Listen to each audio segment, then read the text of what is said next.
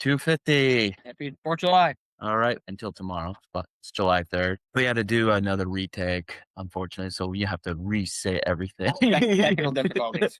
Uh, but for those who don't know, this is Kyle Moser, my brother-in-law. He Hello. is a firefighter at the Portsmouth Naval Shipyard in Kittery, Maine, and is also the union president, District Yeah. F1. Yeah, Shipyard Professional Fire Fighters, Local F-123. All right. And I was just getting into like what is life like being union president slash firefighter and that balance. And then we get into the history of the hmm union. Yeah. So Yeah. So I'll just, like I said, I'm not what we call full release union president. So I'm still just a regular firefighter and I go to work just like regular firefighters. I'm on the trucks. There are presidents out there, union presidents that are fully released from the trucks. They just go to the union office and strictly do union work. But I don't have that luxury, I guess. So yeah, I just work my regular schedule. I'm on a 4-day break right now. I got lucky just to get it over the 4th of July. So that's why we're up here at summer camp. I always like getting up here. It helps. Like, it's a good question that you asked with the balance. So I didn't even bring my computer with me this weekend. So fully off the grid other than the cell phone. So get a little time away, which is nice. But yeah, we were talking about the history, explaining how the IAFF, being a firefighter today, it's a public service, pillar of the community type job.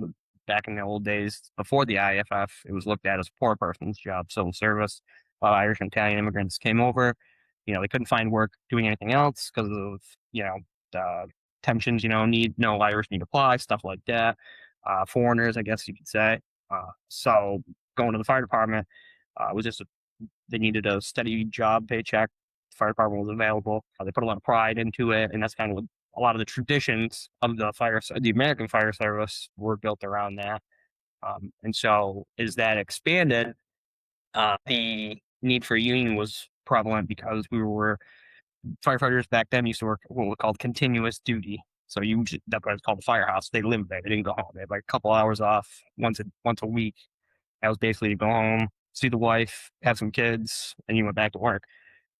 So before that, before the IFF and the firefighter union, that was kind of what life was like. And then through negotiating contracts, improving working conditions, wages, health benefits, retirement pensions, stuff like that. I mean, that's what really has modernized the American fire service to what everybody sees today. yeah. So, Yeah. Well, it's a lot of time consuming back then. And also very dangerous, still dangerous, like with the lack of equipment you guys have today, they didn't have back in the day. correct. Correct. Yes. Yeah, technology and the equipment's come obviously leaps and bounds from what it was back then because there wasn't really anything back then. But we still hold on to a lot of traditions, leather helmets and stuff like that. Air packs are, when my dad became a fireman, air packs were just kind of becoming mandatory back where we're from. But before that, they were just big, heavy things that nobody wanted to wear. The old timers didn't wear today, and you just wouldn't see that. Mm. Today, everybody wears them today. No any place that doesn't anymore. What's this what I hear about like your jackets? They have like material that might cause like Cancer. cancer. Yeah, so cancer is the leading cause of firefighter deaths, occupational cancer. 10 years ago, it was heart attacks. Heart disease was the number one killer. Today, it's cancer. And not just the stuff that we do breathe in at fires from things burning and whatnot, products of combustion. The gear is manufactured with PFAS in it. At first, it was utilized to make it so the water would repel off the gear. And over time, what we've have learned that the manufacturers there's 3 layers to it. There's the outer shell, which is what everybody sees firefighters wearing. There's a moisture barrier and then a thermal barrier underneath all that. And in order for the gear to be what's called NFPA compliant, National Fire Protection Association, they write the regulations on how firefighting equipment has to be created and maintained. They have to be the turnout gear has to be subjected to a 40-hour UV light test. And the only way to really get the UV light test to pass is to utilize PFAS. So it's already manufactured with cancer-causing chemicals in it. Jeez. And so now I'm being exposed through inhalation at fire scenes because of the smoke and the stuff around. Every time we put the gear on, we're exposing ourselves to the cancer-causing material. And they just don't find another way to like make the gear less It's being worked on. being worked It's on. being worked on. Obviously, it costs money, Mm. but I think the NFPA and manufacturers, in my opinion, they're like in cahoots together. Somebody's making money somewhere at the expense of firefighters getting cancer and dying. Jesus. Yeah. God. But that's probably like the fight you have to do. Yeah, the IAFF actually sued the NFPA in I can't remember the county, whatever county Boston, Massachusetts is in, Essex County, I think.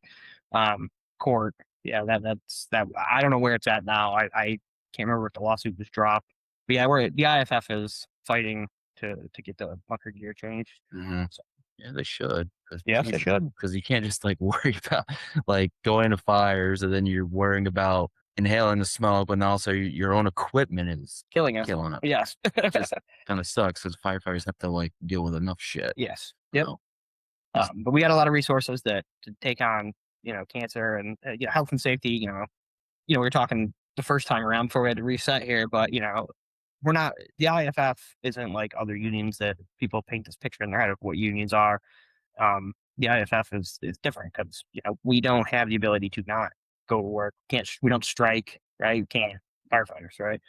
So, but because of who we are and the occupation that we represent, we have a health and safety office at our headquarters in Washington, D.C. that deals with, we have our own chief medical officer. He's a doctor who also happens to be a retired fire chief and IAFF member.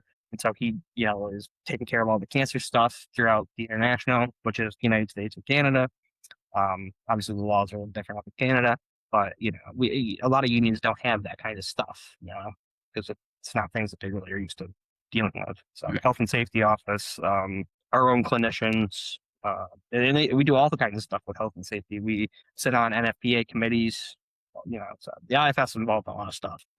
yeah, like I was like asking about like where the union whole idea of the union started, and you mentioned like firefight was not the first. No. Yeah, it was like what construction workers, factory construction, workers. yeah, factory workers. Back in like what 1800s. Yeah. Industrial age. industrial. Yeah. When they're like rich guys, like, hey guys, here's your work, but we don't give a crap. And then it just started with, Right. like someone like, all right, enough is enough. Like, Right. we got to protect these guys. Yeah. You're exploiting these workers. Yep. Yeah. And then it just children workers, right? yeah. 11-year-olds running around, can't have that. So, and that's why a lot of those things, got into place. But it took, somebody to stand up and say, hey, this isn't right. Or I wonder how big of a battle that was. I can only imagine. So we take a lot for granted. Because you need workers, and I'm like, oh shoot, I guess we gotta let the union take over because you're gonna have nothing if you don't have workers. Yep. And take it. Like you just said the union taking over. We take a different approach. The firefighters union. We try to build relationships with our city managers and mayors and representatives. So try to bid into fire chiefs. We always don't get along. That's for sure. As you've heard some of those phone calls that I've been on where there's some fire chief doing something he shouldn't be somewhere. But yeah, we try to build relationships. Especially for us as federal firefighters. Our mayor and our city hall is Washington D.C., Capitol Hill. Our mayor is the president of the United States. Sometimes that works in our favor. Sometimes that doesn't. So. That's one unique aspect when you compare federal firefighters to, St. Johnsbury firefighters. They just only have like the mayor or the selectman or whatever. Yeah, selectman. Yeah. So that's a little bit of a uniqueness that we have is I only have like one full-time firefighter. I think it's mainly a volunteer basis. St. Johnsbury? St. Johnsbury. Yeah. No, I don't know how many they have on duty, but they're full-time. They're full-time. Career Fire Department, IAFF affiliate. Oh, yeah? Yes. Oh, yep. Oh, you know one person, right? There. Yep. He's a lieutenant now, I think. Yeah. Cool. Yeah. I saw him the other day, actually. He was down my way for a training. Oh, and that was like down in... it was in Newington, which is right next to Portsmouth. Oh, okay, yeah. No, because you were just in Virginia? I was in Virginia. Yeah. I saw him the weekend before. Okay, you were in Norfolk. I was in Norfolk. Yeah, right. Yeah, that's where Ken used to be. You met Dan Ken around there. Yes. When you were stationed there. Yep. Oh. That was a long time ago. Yeah, about 8 years. Yeah, well, you get to travel all over the place. I do. Yeah, that's fun. Got to go to a lot of cool places. Gonna be in the IAFF convention is next month in Arlington, Texas. Oh, So okay. it's next to Dallas. Looking forward to that. The IAFF convention's it's a pretty good show. It's a lot of fun. So you get to meet people from all over the United States and Canada. And Was that also in Canada though? it was, yeah, a couple of years ago. You said Montreal, was it? It was in Ottawa. Ottawa. The 2022 convention was in Yeah, Ottawa, yeah. and that was fun. That was a great time. Yeah, Ottawa's great. I'd go back there. Oh, I remember you like stopped by here. Yeah, we came stayed here a couple back. days. You and Doobie. Yep. I think, yeah. Yep. So then we went up there and we had a blast. I was me and Matt always joke about it. It's one of those trips that, one for the record books, right? So it was a good time. Well, and you also mentioned about like meeting people that, because everyone has their own world. Like for instance, like running, you admire runners, but you have your own world of admiring certain firefighters, even though firefighters are not looked as celebrities, but in your world. Yeah, in our world, there's guys you look up to for sure, and you get to run into those guys, everybody knows, I'm a big fan of the General President, Kelly of the IFF. He's, a celebrity, I guess, in my eyes, right? He's an awesome dude, and he's taken the IFF leaps and bounds under his presidency. So, and he's just an all around cool guy. So, but yeah, and then you get into like, the legendary guys, the big city, FDNY, Chicago, the big names. You mentioned this one guy in Boston, the one podcast you sent me to watch, what was it, Getting Salty? Yeah, Getting Salty. That's my favorite podcast. And it wasn't that Boston guys. Well, that was Ed Kelly. President Kelly was on that. I think that one was before he became the president. He was running. That was an older episode. But yeah, he was running. But the host of it that night, or not the host, the guest was a guy named Neil Mullane, who's a Boston firefighter. Yeah. I think he's a battalion chief or a district chief now. But GP Kelly was on that as well as a guest to the guest. Mm-hmm. So well, I got kicked out of their deep accents. Like the word of the day is pizza. Oh yeah, pizza. yeah, that's a good podcast. I tell everybody they should watch that.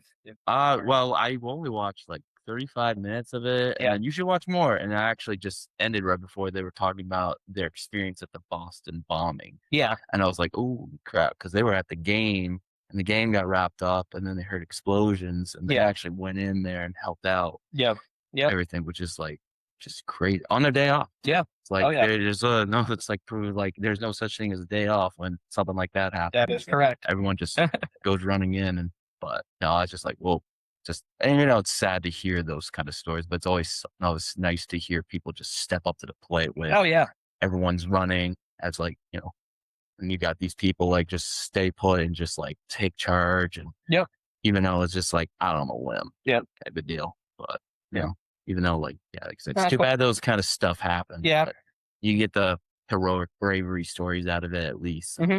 But and what else talk about?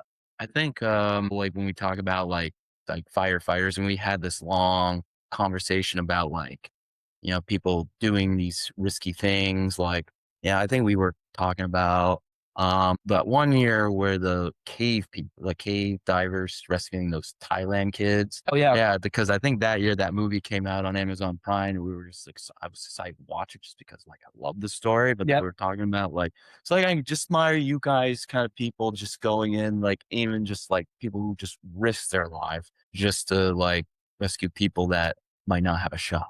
Yeah. So it's always things like kind of like a heroic thing to talk about. And I think people, even though you don't do it for the recognition, even if maybe some people might be which that's not the right purpose of the job, still it's like, because I think like with cops, firefighters, EMTs, or like paramedics who do not like get enough attention. And of course, like we were talking about, like some of the paramedics on the private sector don't get paid enough. Correct. And they deal with a bunch of shit. Yeah. Private sector EMS is way different. Than fire based, which EMS. Because we were talking about like Ken said like we were talking about that one movie, right? Yeah. Code 3, which is folks, if you haven't watched it, it's a good movie. Stars Green Wilson from The Office and Little Rel, I think the guy is his coworker. Yeah. And this was like. Cancel, that definitely happened. Yeah, that was pretty close. Pretty close. I think I just mentioned one time on my podcast about the rigor mortis. Oh, yeah. Like, oh, she's been dead for 5 minutes. It's like she was fine 5 minutes ago. Oh, really? Look at her body. Look at it. She's stiff. She's been dead for 6 hours. Yeah. And then what was the other one I was talking about? Literally, like they are not presumed dead while they're in care, like in their like when they're in the ambulance, even they are dead, they don't presume them dead. Is that Well, every state has different yeah? laws, but yeah, Or where they were if, though. generally, if it's not an obvious sign, like, the medical examiner or the coroner's office is really what it pronounces someone dead. Yeah, but that's just like weird rules. Yeah, every state's different. And then they're like, is this? I'm trying to think about. Oh, there was that other scene we were talking about, which I didn't even think of, was like the guy getting a stick in his eyeball, Mhm. and then like cover both eyes. Mhm. And then of course there was this nurse like, no, don't do that. Like, no, cover both eyes. And then Right. they questioned his decision. And then the lady was like, and he grabs the lady and brings her into like a back room, right? And he explains like, why did you cover both eyes? All right, try and move one eye independently. What does the other eye do? It goes with it. So we don't know if that stick is close to his brain. And if it is, then chances are if he moves one eye, then it might be scratching his brain. Right. So we can't take any chances. So Yeah. we're going to cover both eyes, which is like, oh, I didn't think of that. Yeah. Which for a lot of movies, they probably get for a movie like that, because I never even heard of this movie. And then and Ken mentioned like they did their research for this film. Oh, yeah. It's like, holy moly. Yep. But it's like they took the time, because a lot of these kind of movies like kind of go far fetched and try to be like that. But they just go in deep with like the depressing stuff you see on that job. And Yeah. or like going out on a limb, even though like this is probably like, I don't know how many paramedics do, but they just give like a schizophrenic guy like a muffin. It's like, why did you not take him? Well, first of all, like he's not doing anything. He's just crazy. He's just hungry. So I sacrificed my breakfast. Yeah. So that you, Yeah. and so we don't have to deal with it Yeah. later on. Paperwork. Oh, but those are crazy. It's a comedy, but it was a twisted comedy. Yeah, it's pretty realistic. Yeah. I mean, like, I only caught it like towards the end, and I'm like, oh, well, I guess I'll give this movie a shot, like the whole thing. I was like, damn, Yeah. like this is, and then like the burnout. Yeah. Like, it's like he just like, I just want to end this. This is, Yeah. Yeah. and I think in the beginning, like he gets accidentally injected by a dirty needle, Yeah. and he like strangles the guy. I imagine people get so pissed if that ever happens, like it accidentally. Yeah. It does happen. Yeah. And you have to be on like, is that true? Like they put him on chemo pills or something like that. Yeah.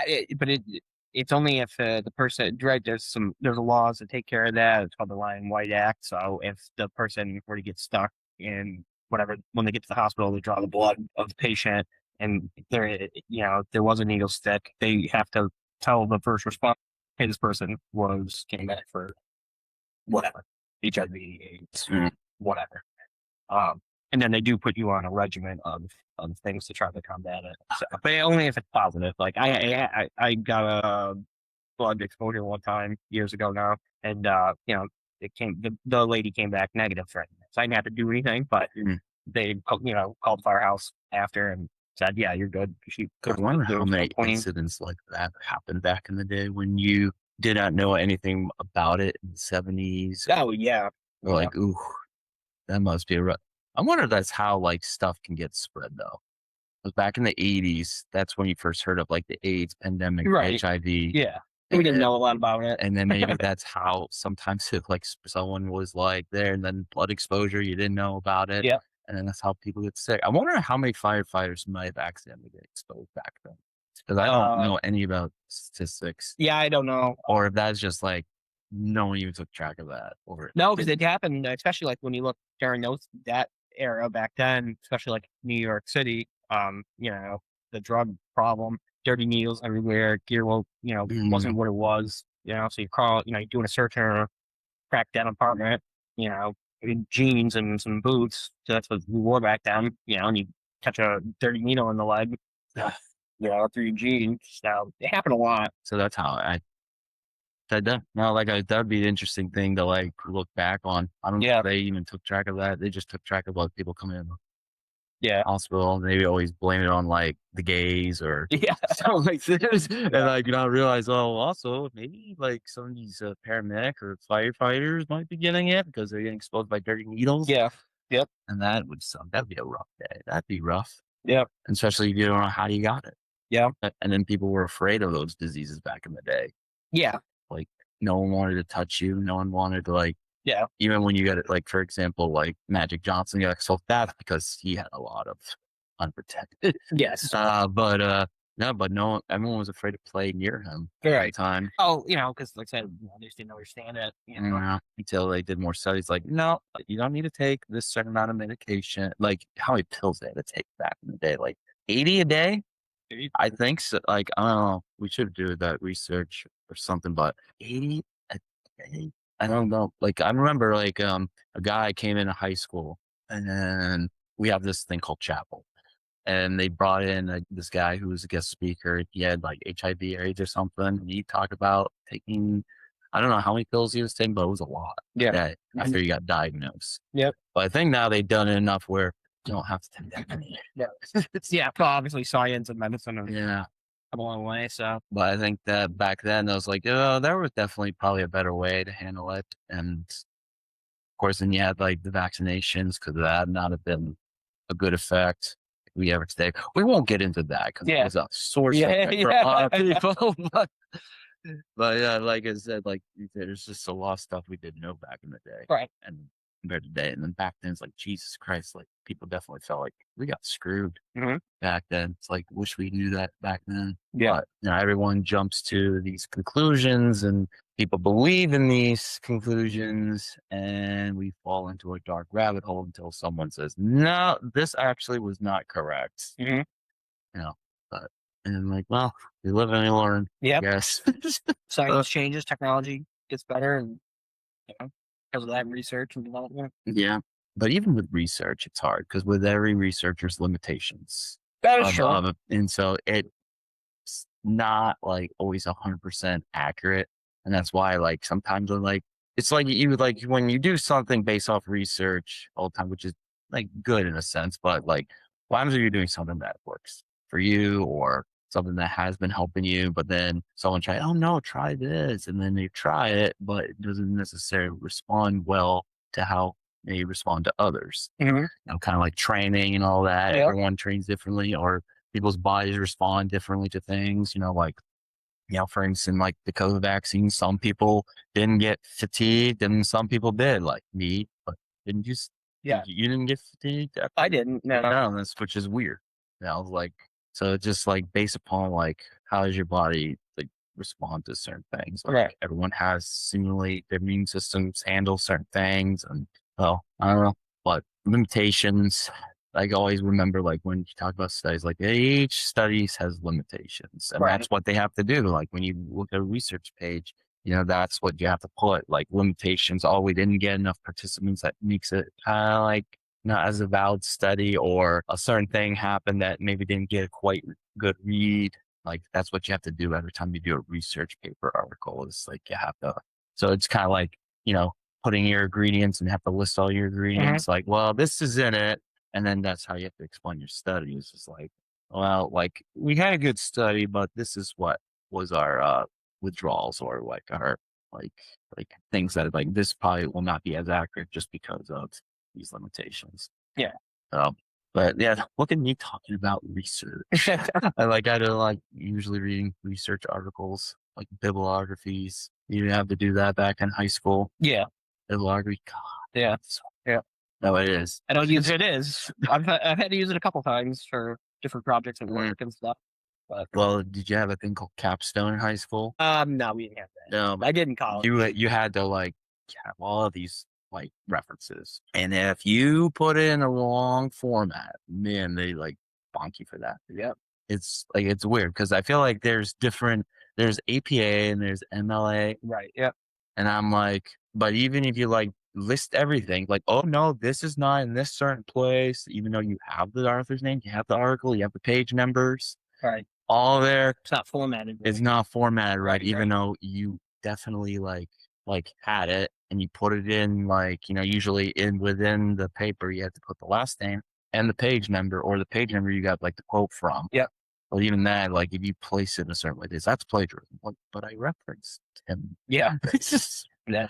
which is so weird because I remember back in college. I think like, of course, I don't want to get into like there was like two different plagiarism things that went on my junior year.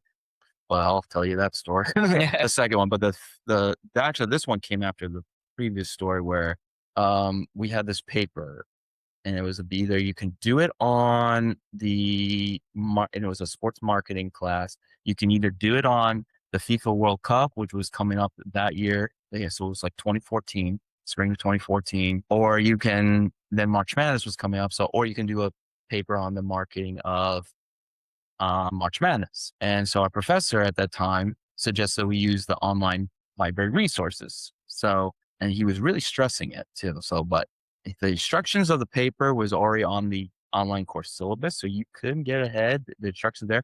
I like got it done really early. Like, and I did use the library resources and there was only not so much articles about marketing. I chose marketing of FIFA. And Mhm. I think he presented the March Madness one after I got done with the paper.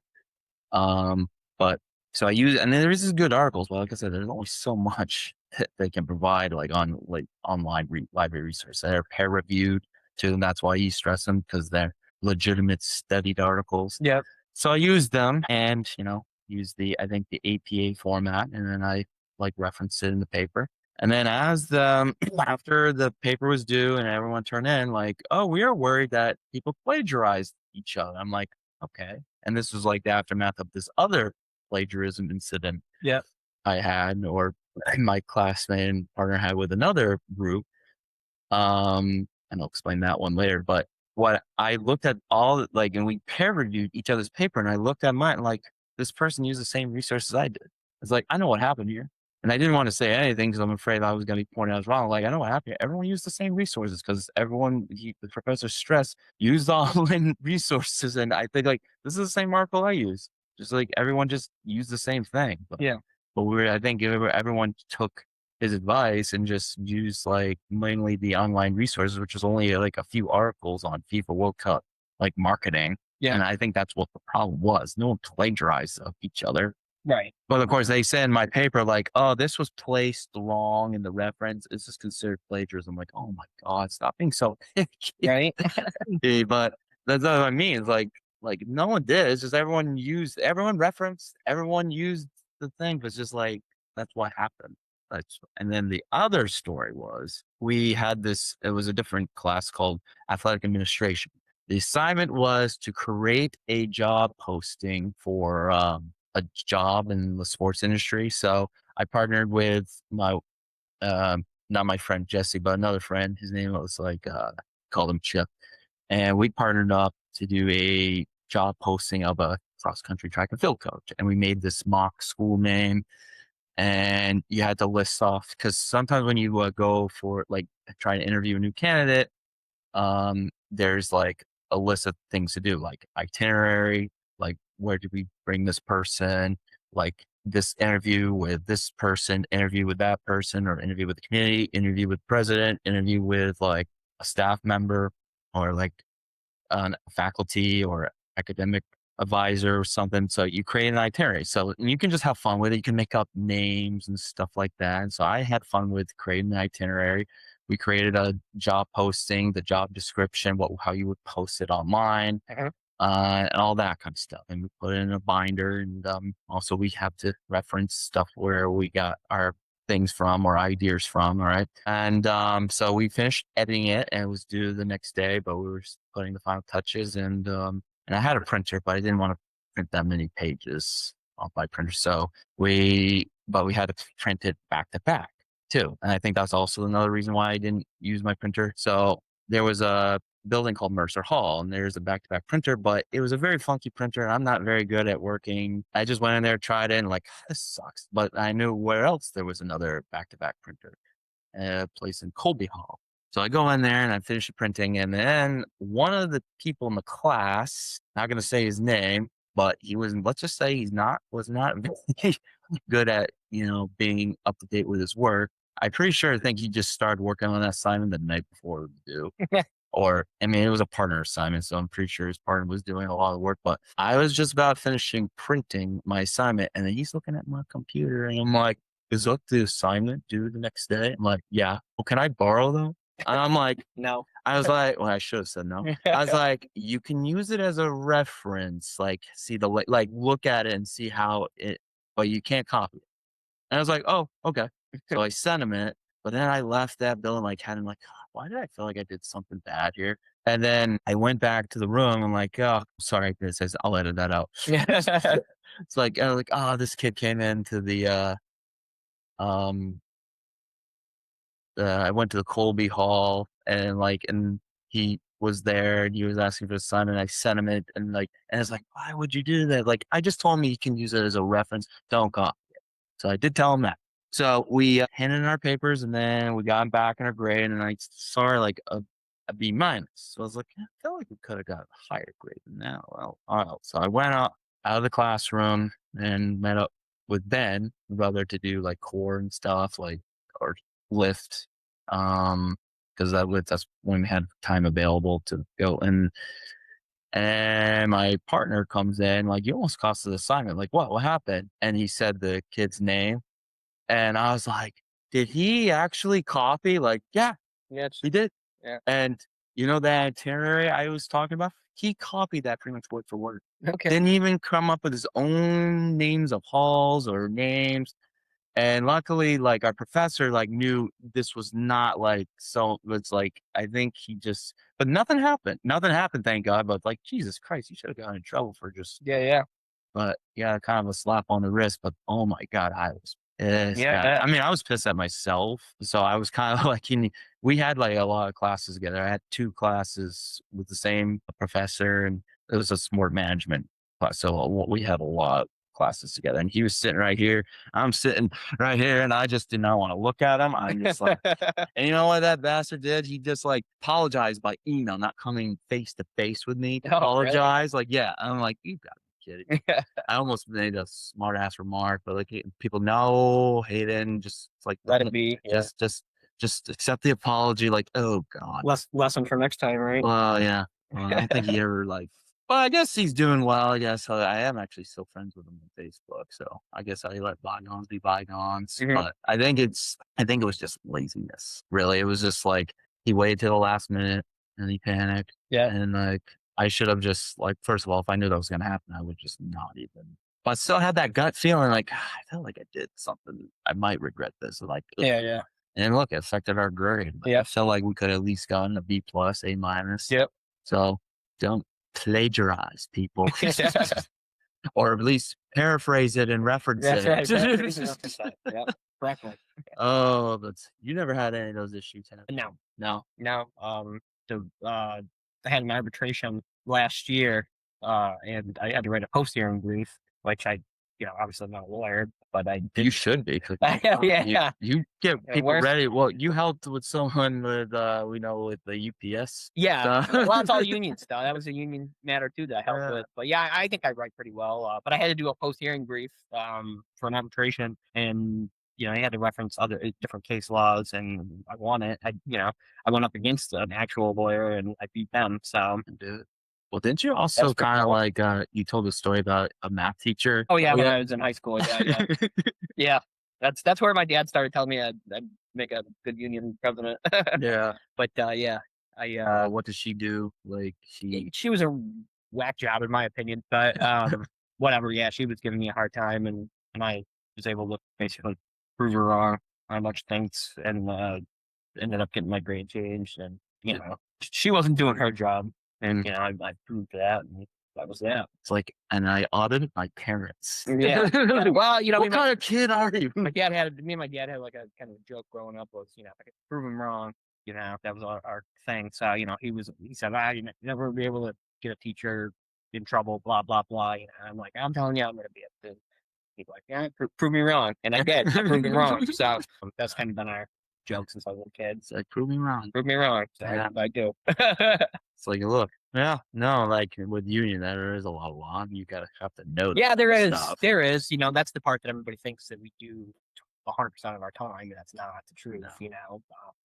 Grievances and And I have filed a lot of grievances in 8 years of doing this for my local, and then with my other union position that I hold, I help other unions do their grievances and other locals. And so I've got to do a lot of them. I've gone to 2 arbitrations, won, settled one, no losses. There we go.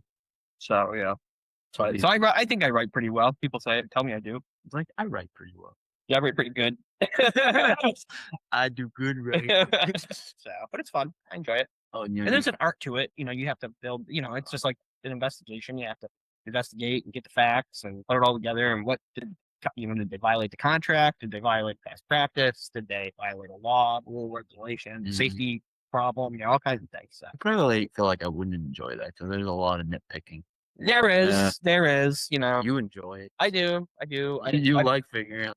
I do. Like, And we hold ourselves to a pretty high standard at F-123. We don't frivolously file grievances like some unions, some locals do. They just everything. They don't really do that. We take on. I make sure it's actually worth putting the time in, and that there's an actual problem, and then we file the grievance. But because some places they just, which if depends on your relationship that you have. If you got a bad fire chief, you're just trying to drive him nuts. Absolutely, just hammer him. But we have filed more in the last 12 months than we had in the past.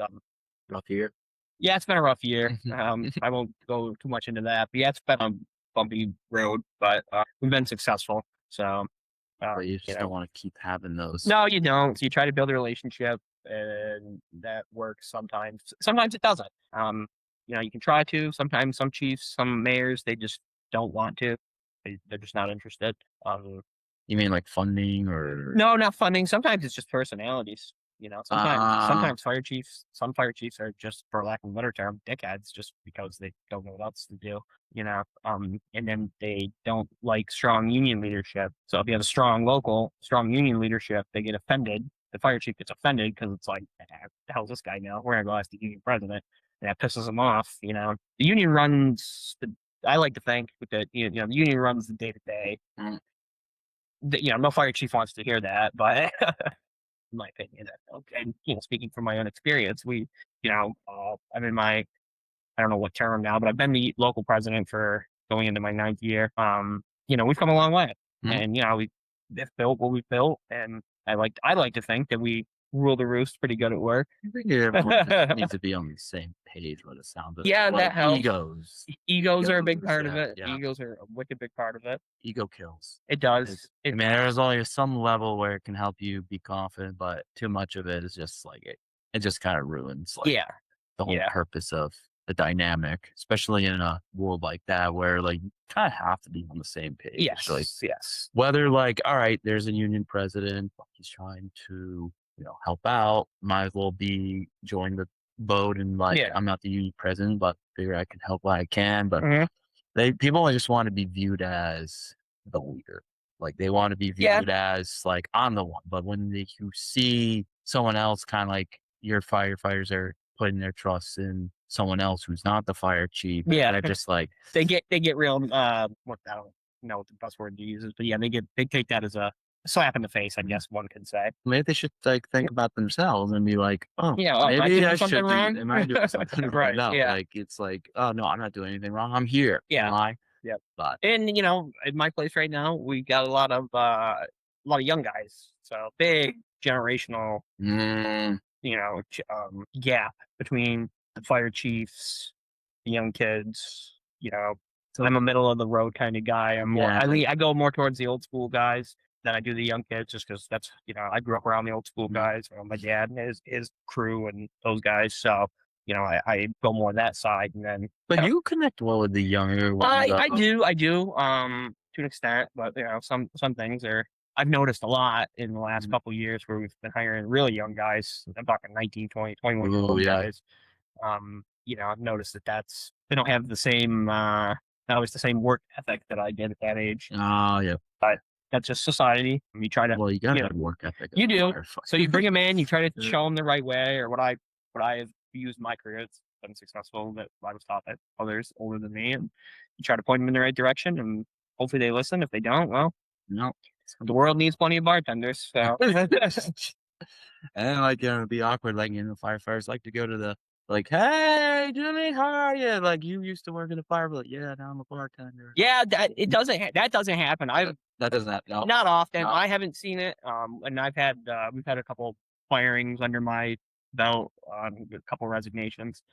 But I haven't seen anybody leave my place, go do something outside the fire service, and have run into them. I haven't. No. But a lot of guys, we've had guys leave, go to other fire departments, and I still run into them all the time. And Mitch and I always get Yeah, together yeah. and drink beer and whatever. And so. But yeah, I haven't run into anybody that's been fired. Oh, it's like, "Oh, that's good." Yeah. Anything that's like people might be against you or Yeah. No, no, no, no.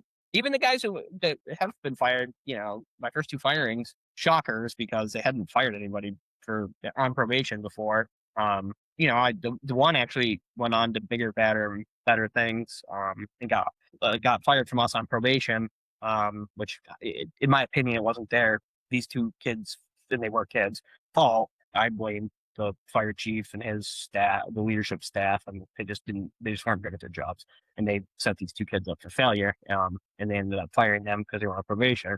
But the one kid went on to get hired by every major fire department in the area, starting with Portland. Mhm. Did a couple years in Portland, and then got hired at Manchester. And for those that aren't familiar with New Hampshire, Manchester's Yeah. the big one. That's where everybody wants to go. It's the big city for Well, that's New also Hampshire. where there's a lot of shit that goes A on lot of there. stuff. Well, a lot of fire, and that's everybody wants to go fire. So Crime. a lot of crime. But yeah, so yeah, he got hired in all those places, and now he's been in Manchester for a couple of years.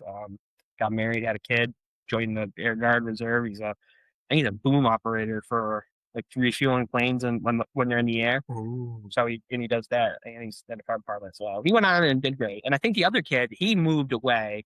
I think he got picked up as a fireman somewhere in South Carolina, last I heard. But they all went on to, Yeah. And again, it wasn't their fault, in my opinion. It wasn't. Well, that just shows you, like, they should have not gotten fined in the first place, but No, luckily it turned into something better. yeah, That would way more really positive. suck if Yeah, they got fired just based off poor leadership, yeah. and then they just end up being like Bartenders. go Not a defending maybe bartender. they're like the best bartender in town, getting a Yeah. lot of tips, but it's good to hear, especially if they feel like they've been duped. Yeah. And then go, Yeah, "Oh, they I'm did. gonna-" And unfortunately, in the federal sector, to get fired on probation, there's really no way to fight it.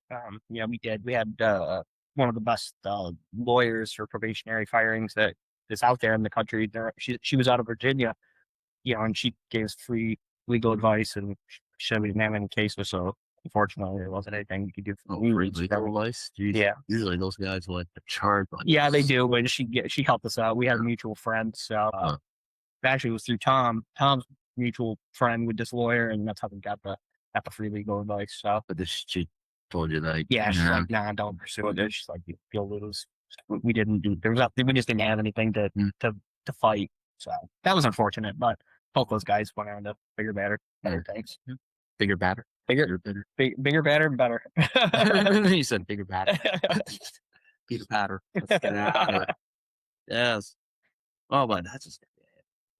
It is, you don't want to see anybody get fired, and it sucks. Unless they're a shitbag. Because we have fired some of them, and they needed to be fired. There's, and a lot of people think too that, union protects, shitbag employees. Maybe that's true in other unions. I know in firefighters union, our union, we don't have that luxury because if the guy's a piece of shit, he's going to be a piece of shit no matter what. So I can't trust him on the fire. He's just not cut out for this job. We recently had this in February, actually, when I came up for when Ken was home. On my drive up here, I was dealing with a kid that was getting fired, who needed to be fired. He was on probation. This job and lifestyle was not for him at all. And they let him go because he wasn't trainable. He was going to get himself seriously hurt or killed, or because of that, he's going to get someone else seriously hurt or killed. Everybody knew it, and when the letter came down, we didn't do it. Like, yeah, but so like everybody that's always out there, union protects. No, we don't. We don't have that luxury in our union because, like I said, at the end of the day, somebody gets hurt or killed. Yeah, you can't protect people that are not holding up their end of the bargain. Correct, 100%. I mean, I feel like there are some cases with like other unions, they do seem to protect like people that don't hold up to their end of the bargain, and like they're lazy, and you're like you're protecting Yeah. those guys. Like you have to protect good workers. Yes. That's what I truly believe that the union should do Yeah. 100%. and all that. But I think that was like you and Dad just get into arguments. Yeah, yeah. All the And time. that's why I Uh, bring that up, and I try to explain to him that we're different than the unions that he's referring to. We are because we just are. We're our own thing. We're Yeah. just different. We have a way to take care of people that don't assimilate into the firehouse culture very well. The brothers, if you will, handle that amongst themselves. We don't need the chiefs involved. Mm. It's no different than the military or the law enforcement or the rank and file straighten out those that need to be straightened out. Mm-hmm. So Yeah, sometimes it works and sometimes it doesn't. yeah, sometimes you can know, like, nah, this would be good for amongst, like, how you see someone, like, for instance, like, I'm gonna use like a sports reference. You see person getting picked on and the coach doesn't do anything because the coach wants the leader to do something Let the about it. fellows handle it. Like Yeah. the fellows handle it, like Yeah. working them out And the themselves. firehouse is absolutely like that. Yeah. 100%. The senior man in the firehouse is generally the guy that handles all that. The senior man's it's a term or it's a well respected position in the fire service. It's not you don't get paid anymore. It's just a title. You're the senior man generally because you've been there the longest, but you're also the most knowledgeable. You lead by example. You're good at what you do. People look to you for advice. Blah blah blah. And that guy usually make sure the day-to-day things get handled and the captains are left out of it. We handle it ourselves. Kind of like the gunnery sergeant in the Marines. Maybe. Pretty much, yeah. Not an officer, but Right, he's not an officer. he's And neither experienced. the senior man is not an officer, but he's just respected and Mhm. so yeah, that's an important role in the firehouse. Yeah, you always need those kind of people. Yeah. Like if you just go in there and there's like no one showing you the ropes, which is kind of pointless to have like a firehouse when you don't have at least like good leadership. Yeah. Yeah, there or anything else. Like, Yeah. just imagine you just go in a firehouse and you're just a young kid, like no one's taking you underneath their wing. Yeah. Do I have to figure this shit on my own? Yes. And this is the kind of career where you can do that. Yeah. Because somebody's got to show you. It's like, well, way back, that probably was more common. Like, wait, what am I supposed to do? Just figure it out, dude. No, back then Back then, it was so- even probably better than what it is today. Oh, Back really? then, Yeah. yeah. Nowadays, and people's feelings get hurt real easy. Back then, it Mhm. was different. Oh yeah, So people have more thick skin. thick skin. Yeah. In the firehouse, you got to have thick skin in the Mhm. firehouse. And I don't care where you work.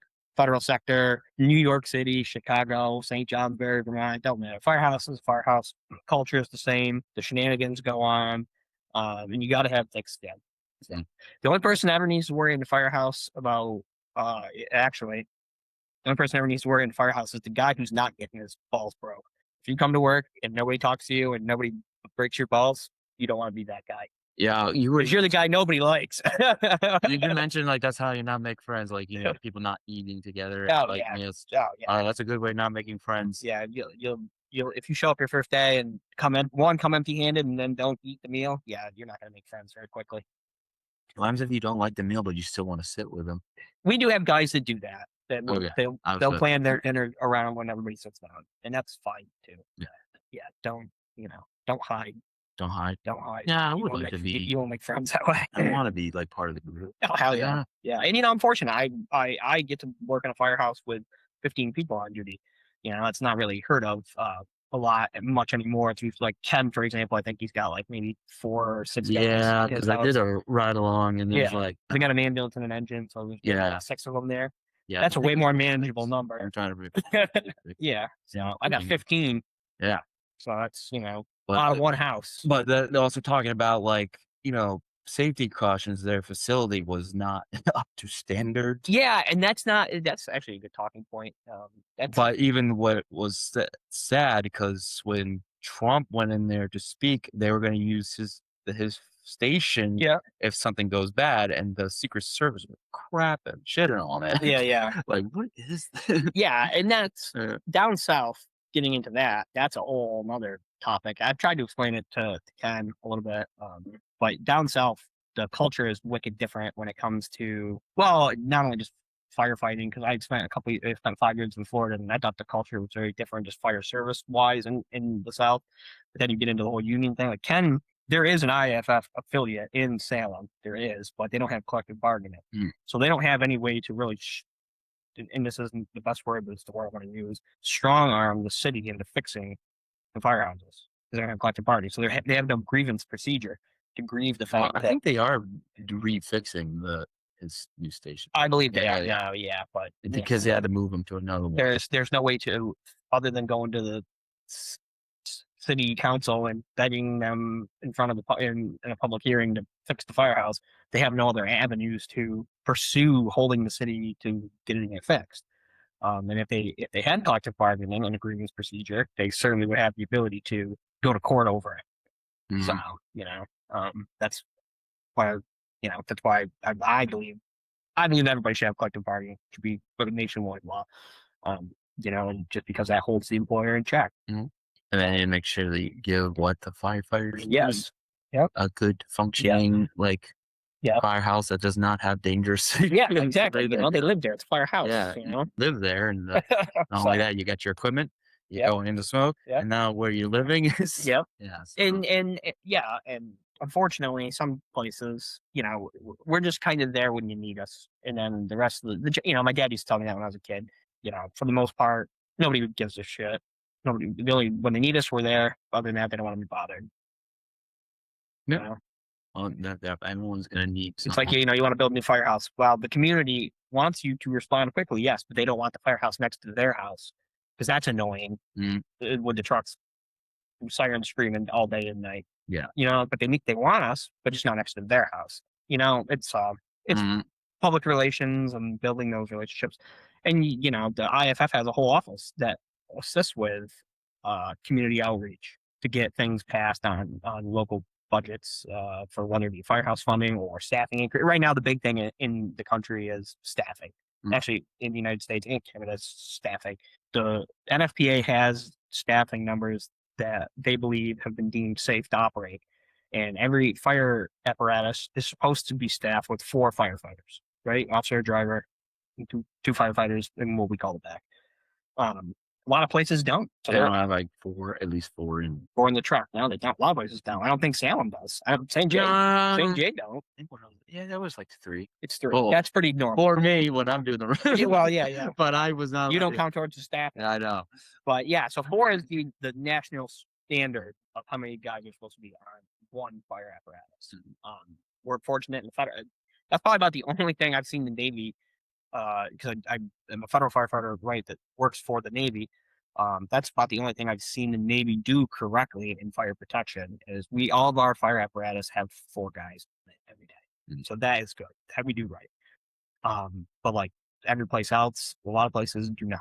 So 3 is the norm. I've seen a lot of cities run 2 on their ladders, which is crazy. 2 guys on a ladder truck, and I'm from the mindset a ladder truck does ladder truck work, an engine does engine work, and that's just the way it is too from Chris Croft. But then you look at your big cities, New York, Chicago, and there's 6 on a ladder in New York, there's 6 on a rescue company, 6 on a squad, 5 on an engine. Chicago is a similar setup. So, but then you go to a place like City of Orlando, great fire department, great local, great union, and they only run 3 on an engine, 3 on a truck, the ladder, right? So they're below the average. So Boston, same thing, 4 and 4.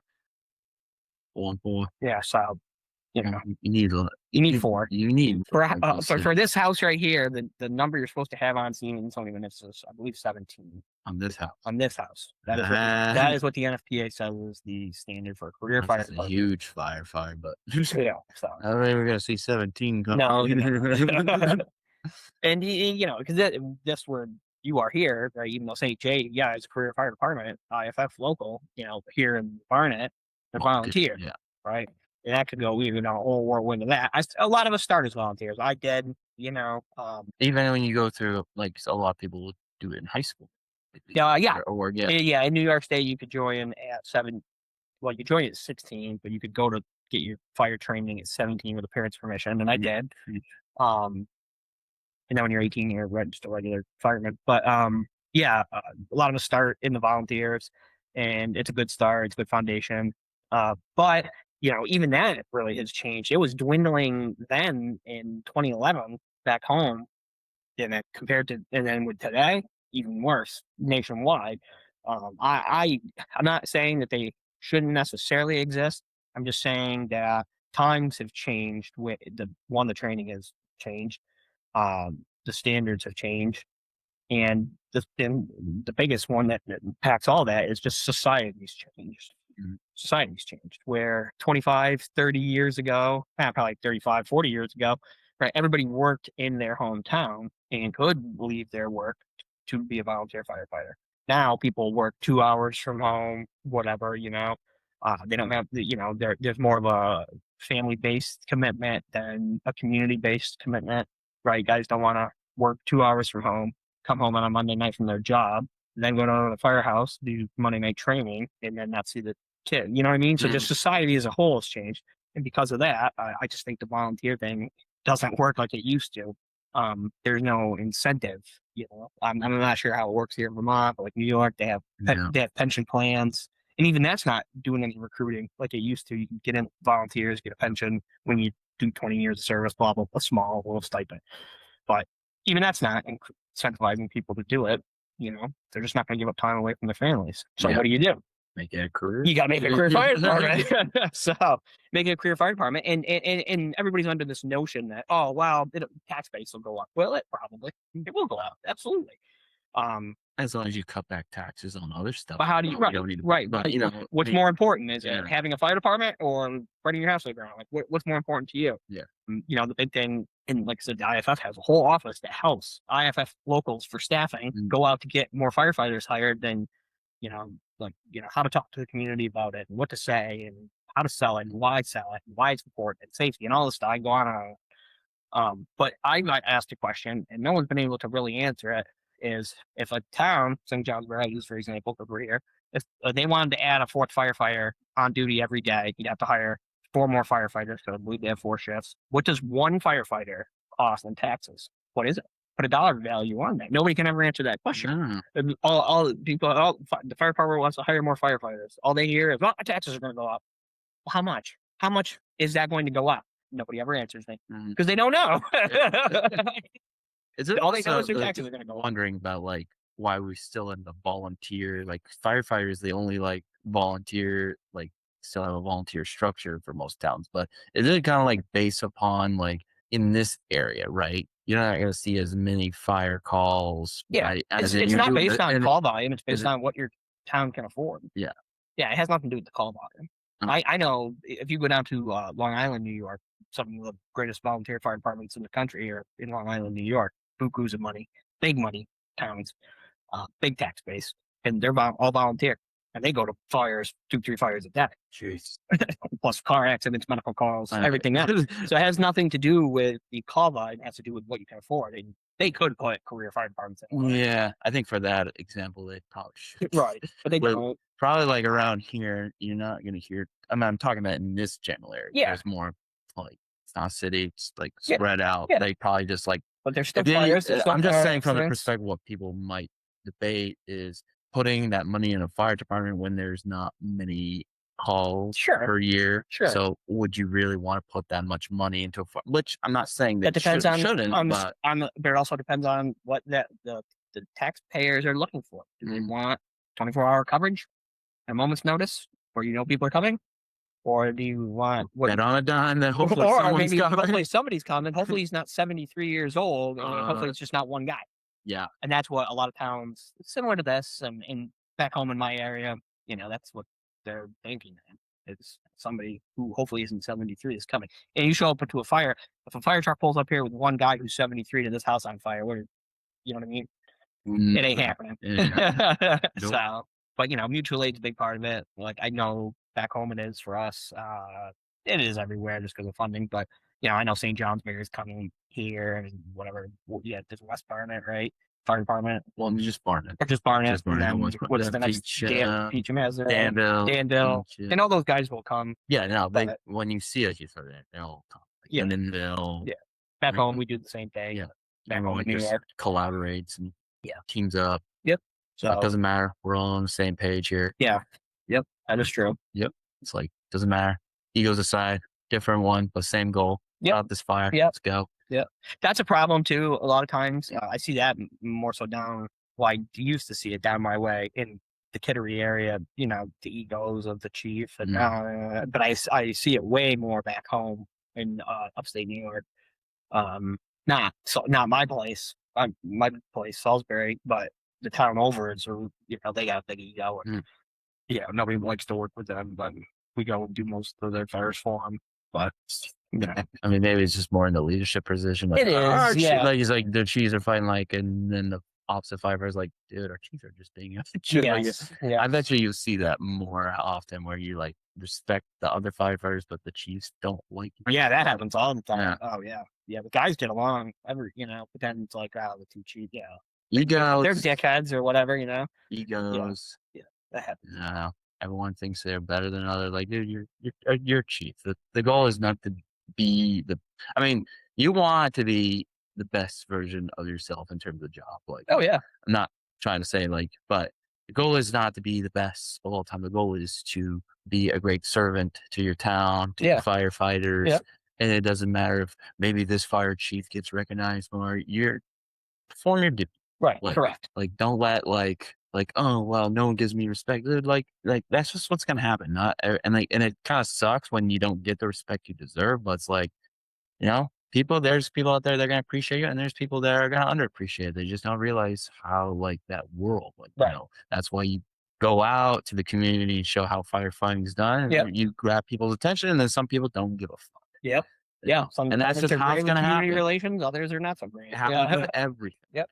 There's certain people that don't give a crap about sports, Yep. or some people might get grabbed towards that, interest. Yeah. But it's just like trying to get people's respect or to the goal of getting your respect. You know how you can earn respect? Just do your job and just not trying to go for that. Yeah, just do it well, do the right thing, and the rest of and it's easy. I mean, it's easy to fall into that rut because a lot of people get depressed or that have their pride hurt, and they just feel like that's what they need in life. I need that respect.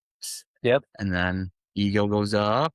Yep. And that's a lot. I think about this a lot. Like, why people get greedy and egos? Insecurity. Yeah. They're probably picked down when they were kids, and probably bullied, and it's like, how dare they? And then they feel like this is revenge. I'm the big god dog now. Yeah, yeah. It's like if you do that, you know what? Bygones be bygones. Yeah, yeah. I've seen that a few times. Like, I got picked on, so fear me now. Yeah, yeah. Like, no. It's like, and now you're being the bully. Yes. Yeah. Yep. I definitely have seen that. Yeah. The golden rule: treat how you like to be treated. So you treat us like shit, so we should treat you like shit. Yeah. Right. Yeah. But yeah, I mean, that kind of job, it's dangerous. Like I say, egos can be very dangerous. Yeah. For a job like that. But hopefully it gets shot off with that huge moment, like a big warehouse fire, maybe. Ken experienced that though. The warehouse fire when he first started there. Oh yeah, I remember that. Oh, I remember that. I remember seeing that on the news. Faulty wire. I think it was like abandoned, wasn't it? I think so. Or it just was not up to code, and I don't know how did he say how it started? No, I can't remember. Yeah. They were thinking maybe it could have been arson. Yep. Or insurance. That does happen quite frequently. But we don't know if that actually happened. But they were on the lookout for, like, this one might be due to, because I think they had like a couple that was suspicious. Yeah. But I don't know how that turned out. But they were just like, Jesus. Arson's hard to prove. I think only 2%. How would you I mean, it's interesting how they can figure out if it was arson or not. But like, someone could just start off with a cigarette, but how can you find the cigarette? Oh, there's ways. Yeah. There's I've never gone to any fire investigation schooling, but I know plenty of guys that have. Danny actually is a fire investigator. Mm-hmm. But I know a little bit to be dangerous. There's things they look for. There's smoke V patterns and smoke stains give indications of where things were, and possibly there could be evidence, cigarette discarded or whatever.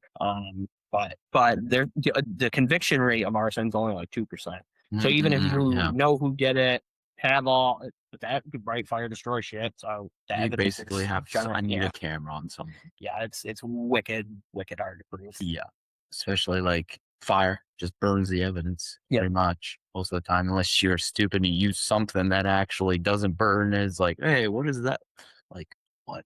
I forgot what kind of tool. Like I forgot. It was like learn from a show. I know you don't like fire shows as much, but someone tried to start a wildfire with a certain thing, and they found it. It's like, of course, first of all, that guy's stupid. Right. Even if that, like, even if you had something like, the which one, to deem it suspicious, right? Fire in a bathtub, newspapers, throw a bunch of newspapers in the bathtub on, set the papers on fire. Mm. Well, that's suspicious. Yeah. Why is it? You know what I mean? Like, Mm. why bathtub just catches on fire? Shit like that. Yeah. And then accelerants, people use gasoline and all that shit. Mm. They can detect that. And why does a regular house have gasoline poured up the? Why is there a detection of gasoline up the stairs? Mm. That's suspicious. Even when if it gets burned, like the gasoline, you can still tell. Yeah. Yeah. So there's all kinds of ways. Like I said, I never really dove too much into that side of it. But some guys, you have to be skilled at it. yeah, it takes a lot of practice. Lots of you have to be. I feel like detailed oriented or like know certain specs. Yeah. Like, you have to be very observant. Yes. Very, very observant. Someone that pays attention. Which is, I'm not my. I mean, simple observance, but not like I can't even find something that could be in front of me. Yeah. It's like, oh, but that'd be a pretty cool job if you're good at it. You put away an arson, but that's gotta be frustrating if you only put away 2%. Yeah, it's really small. Jeez, I didn't realize it was that small. Yep. I feel like, well, that's the tricky part about like media when they catch an arson. You feel like, oh, they catch a lot of those guys. Like, no, they don't. No, they do not. No. Well, So I made like cases of suspected arson each year, and I don't know how many there are each year, but in the country, you read a lot of news articles cause the fire's under investigation. That was a big thing back in the city I grew up in. Fire chief wrote said, cause the fire's under investigation, and that's all you ever hear about it. And that's it. That was it. No, but my dad had a couple of arson jobs during his career. One guy threw a thing of McDonald's cup of, I can't remember if it was gasoline or if it was vodka. Anyway, there was a bar on the corner, a couple blocks down from where we lived, and it was a basement bar. So you go down into it right on Main Street. One lady tossed a cup of either gasoline or vodka, I can't remember which, and set it on fire. The bar was closed, nobody was in it. It was like, I don't know, after midnight. But yeah, broke the window and threw the cup down and lit it on fire. That guy they caught. Well, that's like obvious. Yeah. It's like stupidity. Like, watch me do this. And then he had and I can't remember why the guy did it. I have to ask my dad. Was he mad at the bartender? I can't remember. Mad at the owner? I can't remember. And then he had a lumberyard fire that was arson. Oof. And I think that guy got caught. And then he had a guy that he saved a couple different times in different house fires, same guy. And they think that he was, they didn't prove it, but they were fairly certain he was setting the fires, getting himself trapped in the fires. My dad pulled that guy a couple of times. Oh, God. In different houses. Wait, he set his own house on fire. To kill himself? I don't know. He never successfully did it. Okay, well, he's horrible at it. But yeah, he's still around, actually. I know right where the guy lives now. Oh, boy. I think he's still alive. Yeah. Oh, Jesus Christ. Yeah. Wacky people do some wacky stuff. No, just imagine that you don't get caught and someone you suspiciously know that's still out there who did all that stuff. Yep. And they're like, that sounds like a person that just snaps at any given moment. Yeah. Like, you just throws that stuff at a random at a bar and probably had no reason. Just mad at life, I guess. I don't know. Yeah, I don't know on that one. Huge mental health issues, I guess. Yeah, now you're talking the 80s, so mental health wasn't really talked about like it is today. But we had another guy in New York City, a famous fire that we fire and study a lot, the Happy Land Social Club. That was a guy who had gotten in a fight with his girlfriend, and that was a illegal bar upstairs on a building. And that guy did the same thing, poured a bunch of gasoline on the stairs to the bar and lit it on fire and killed like 90 people. Jesus.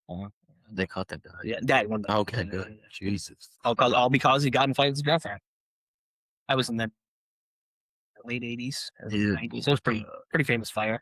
So we study that one a lot. It's fun. Well, studied. Just imagine though, you can't really find out wildfires. Yeah, I don't really know much about wildlands. I always make the joke that that's too much like work. I stay in the concrete jungle. So I think that's really. I mean, everything's dangerous, but just getting caught in one of those. Yeah, no thanks. Jesus Christ. There's this movie you should watch called The Lost Bus. Oh, really? It's on Apple TV Plus. It's got Matthew McConaughey. and it's a true story. The Paradise wildfire in California, Yeah. it happened back in 2018. Yep. And Matthew McConaughey plays a bus driver, like struggling like guy. Like he's outside life was like kind of sucky. Like son doesn't get along with him. Yeah. His dog just died, and he keeps pressing getting his bus to a mechanic. But then there was two.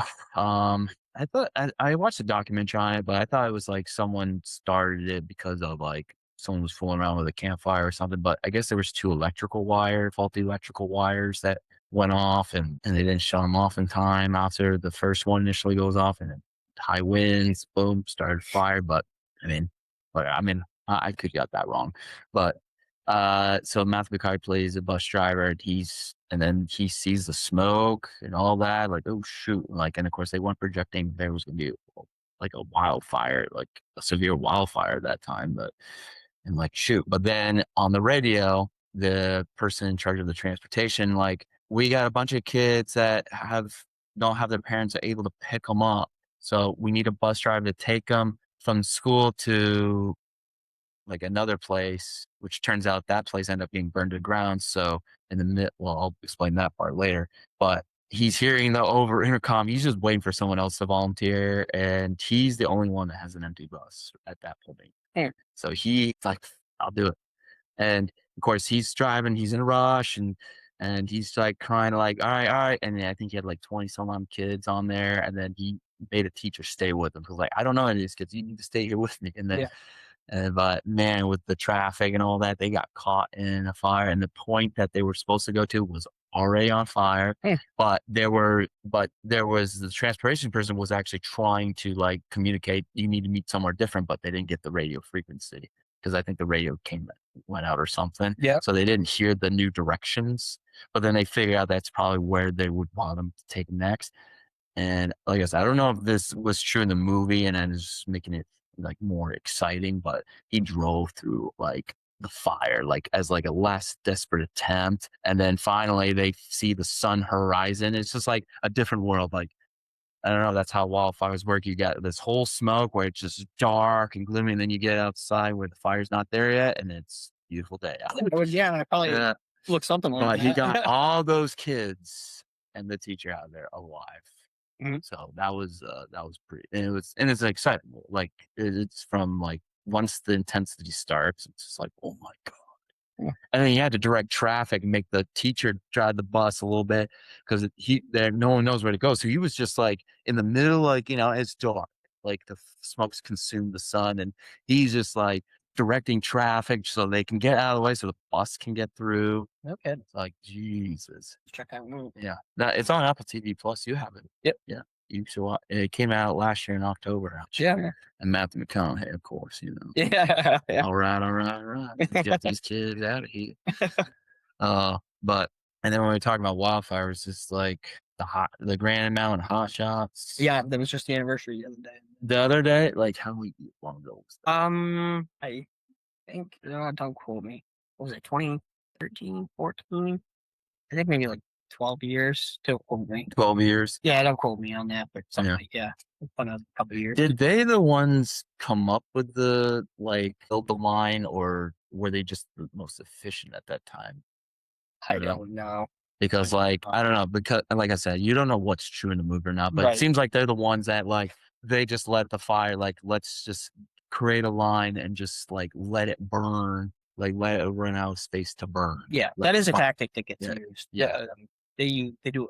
Tom actually used to do it down at his first army base that he was fireman at. They had a controlled burn mission, and but they set backfires because it can't burn what's already been burned. So they'll actually set fires, big jerk torch things to. Well, yeah, they do a thing called control fires. Get rid of all like the stuff that Yeah.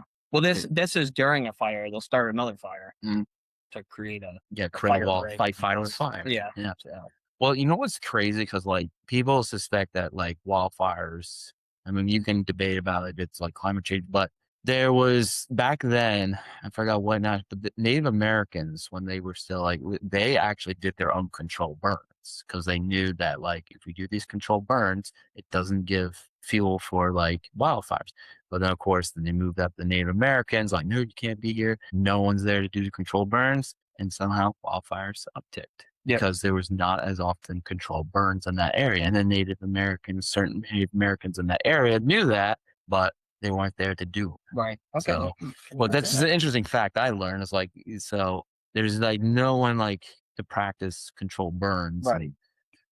Someone suspected in that Los Angeles or that area was going to have a huge wildfire soon. It's like, I think I heard on a podcast and someone told, I think it was the Joe Rogan Experience. If you don't like Joe Rogan now, but he talked about firefighter way back in 2003 when he was filming Fear Factor.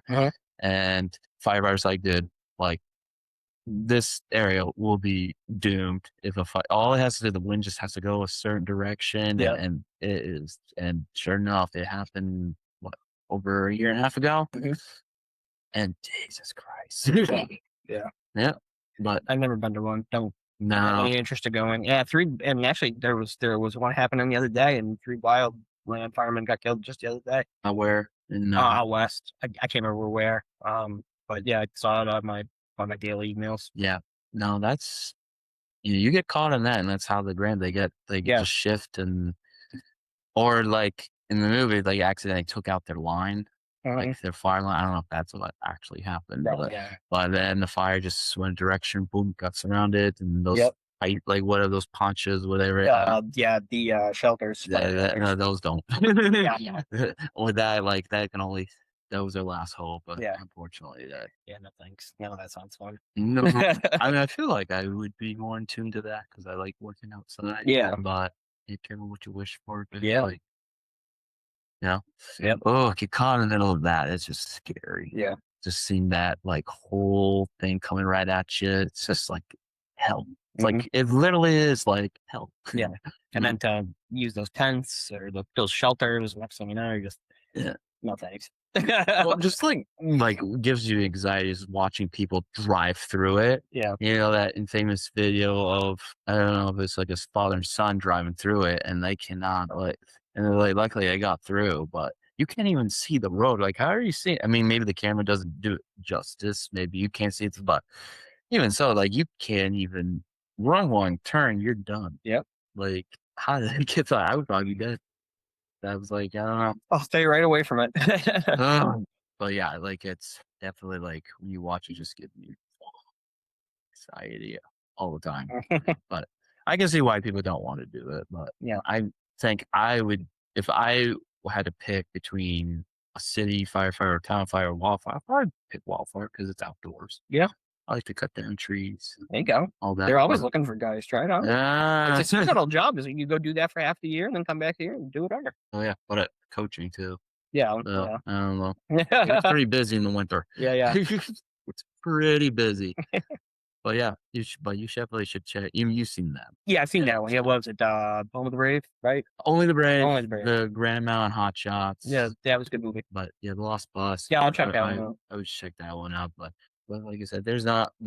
And I also like watching Fire Country, but you don't. No thanks. But we asked, well, what is the one firefighter show that you do like, or you seem to like in tune? Out of all the ones that have ever been on, Rescue Me was the closest to what it every day in Firehouse is like. Just the personality. The personality. Not what about the fire? The fire scenes were pretty close. I mean, as far as you can get it on TV, right? But yeah, that was the closest to what it really is like. I never really watched it. It's good. I got your sister's watching it right now. Was she liking it? Yeah, she likes it. I misheard. Like, what was the scene? The sensitivity. Sensitivity. Yeah, you ask any fireman, he'll tell you that scene. Everybody knows that scene. Yeah, all the ones that have ever been on, I would say that. Yes, I could do watch, but just make shows to watch. Yeah. So many. Like Chicago Fire, like. Yeah, that's a soap opera. I actually was watching that because my roommate, and he was into firefighting, and he wanted, and I think that was the year that show premiered, and he wanted to watch it, so I kind of followed along with it at the time. He wanted to watch it, but never followed it ever since we stopped being roommates. But that one's real. I imagine. Yeah, real far left out there. I think the reason why we watched Fire Country because the guy who started it was in the SEAL team.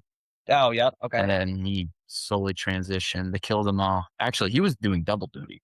I think what's his name, Max Thurite or something. I forgot the actor's name, but he was playing double duty. He was being on SEAL team and Fire Country, but then they killed him off SEAL team, and then they had one more season of SEAL team without him. But he was like for the first season of Fire Country and like the sixth season SEAL, he was like on both. I'm like, oh shit, is he just actually? But he had a feeling that he was gonna leave the show, and hopefully he was gonna, because in the show they had him lose his leg, and so spoiler alert.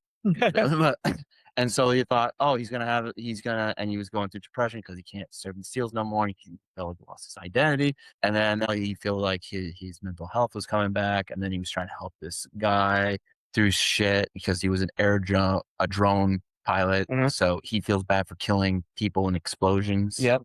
And so, but like I said, and like so he like was gonna bomb or set on the Air Force recruitment where he got recruited because this is the start of all. And then he was trying, and he had also a gun. And then he went like this character, I think his character's name Clay, was trying to talk him down from it. And once he was talking him down, he pulled a gun trying to like want to shoot himself. And then he talked him out of that, grabbed the gun from him, and then didn't hug. And all of a sudden, a security guard comes, and of course now the guy who Sees him with the gun. sees, but he got the gun from the guy that, and he gets shot because he saw the gun and he dies that way. Oh, no. Like, come on.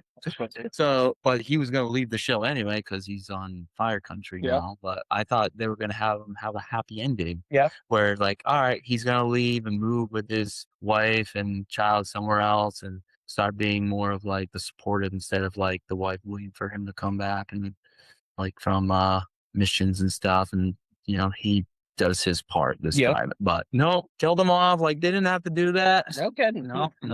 But I figured he was gonna leave the show, but I was like, oh, he's gonna ride off in the sunset. Nope, get shot over like trying to help someone. I was like, God, that caught me by surprise. Yeah. But that's why we watch Fire Country. Yes. Okay. Most part, I guess, like when we watch a scene, like, oh, Ken and Kyle will not like that. Yeah, So, that's the problem watching those shows. Those guys like us. Yeah. They can only do so much when you like. Yeah, it's Hollywood. It's drama. It's drama. Soap operas. Yeah.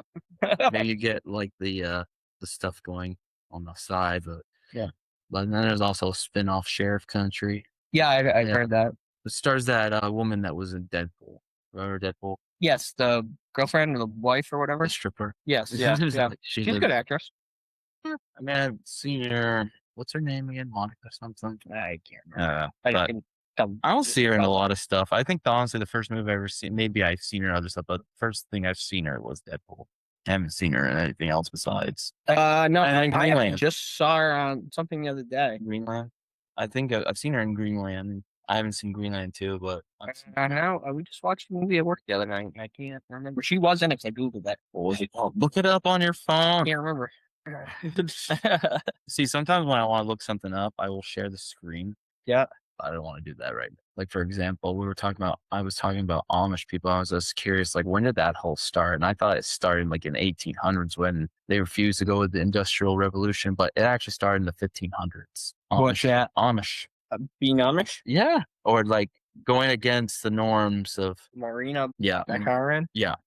Yeah. I'm trying to think of the movie we watched the other day. So that's only a few things I know. There's like Sheriff Country. She's in quite a couple. Yeah, I mean, I figured she was in more, but I've only seen her in like Working Crew. I don't know. Like I said, I just saw her the other day. What was it about? I can't even remember. I was probably playing on my phone. How you know if it was a good movie or not? Yeah, it seemed all right. Yeah. All right, well, I'll have to get back to that. We'll get back up later. It's still being recorded though. Is it? Okay. Yeah. How long have we been on here? How you back on? We have to like put his, because like it instantly exit the meeting out with just me in here, so we had to like pretend that Kyle's here, so that's why. I have to refill my All right, my podcast juice. Hey, you want to give me Sure. another little devil? I can edit this out or not. Sometimes I just feel lazy and I'll just not even like edit it. I'll just like whatever, go with the flow.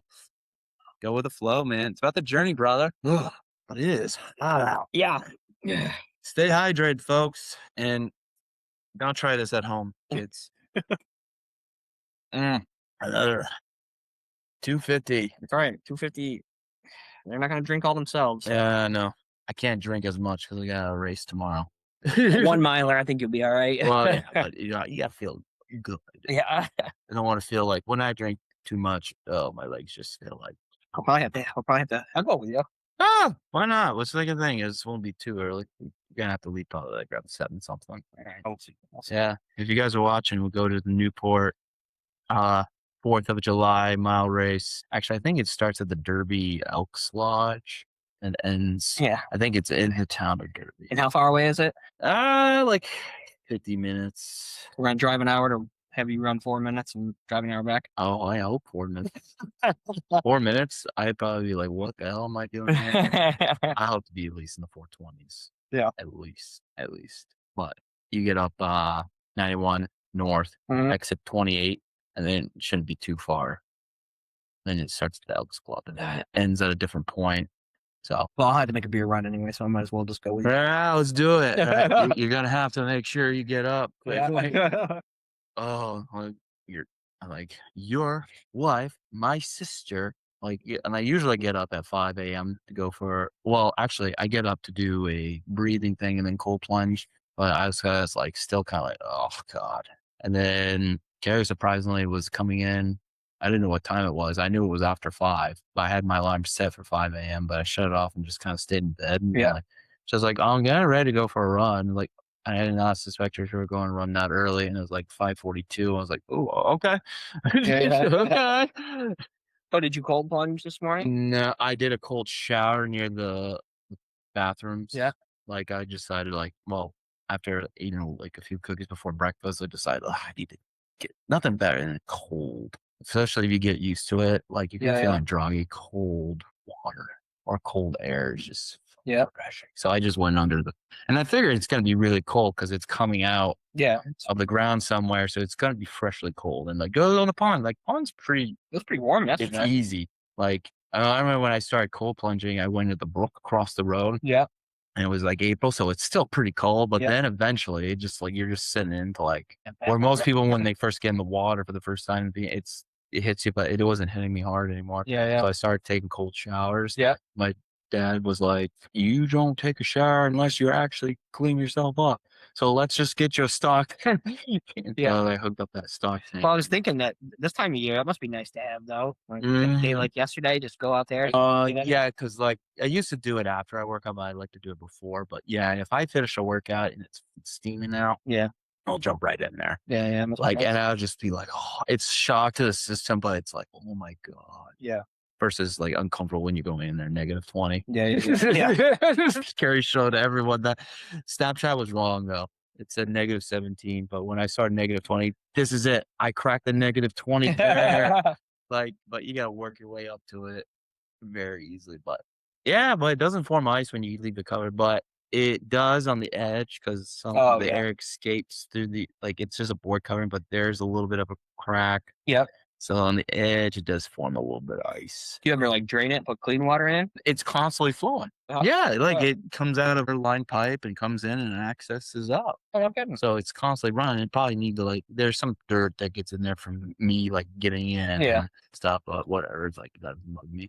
Yeah. And I just go right in there and it just constantly flows. And it's constantly cold. Yeah. It's probably like 50 something degrees, but that doesn't feel anything now because like with it being hot, it feels Yeah, good. yeah. Especially when you wake up and you're like, when you wake up in the heat and it just feels so droggy. Yeah. Like your muscles are stiff. So the cold water just wakes up not just you, but your muscles. Yep. With the research, why it's better to cold plunge before. Again, was trying to explain to me, it's pretty much like your bodies are just trying to ready to recover. And if you just hit the cold plunge after you work out, then you're just like trying to stunt your muscles. Like, okay, never mind. I guess we're not going to recover. Right. It's a shock to the system. So like more like cold plunging is like like activation. Mhm. And then you just go and work out and then boom. And I definitely feel a little bit more awake Mhm. versus when I cold plunge after. I'm probably getting tired because I'm actually shivering a little bit more versus when you cold plunge before and then you work out afterwards and you're not shivering that bad. Actually, you're not shivering at all if you're constantly moving. Yeah.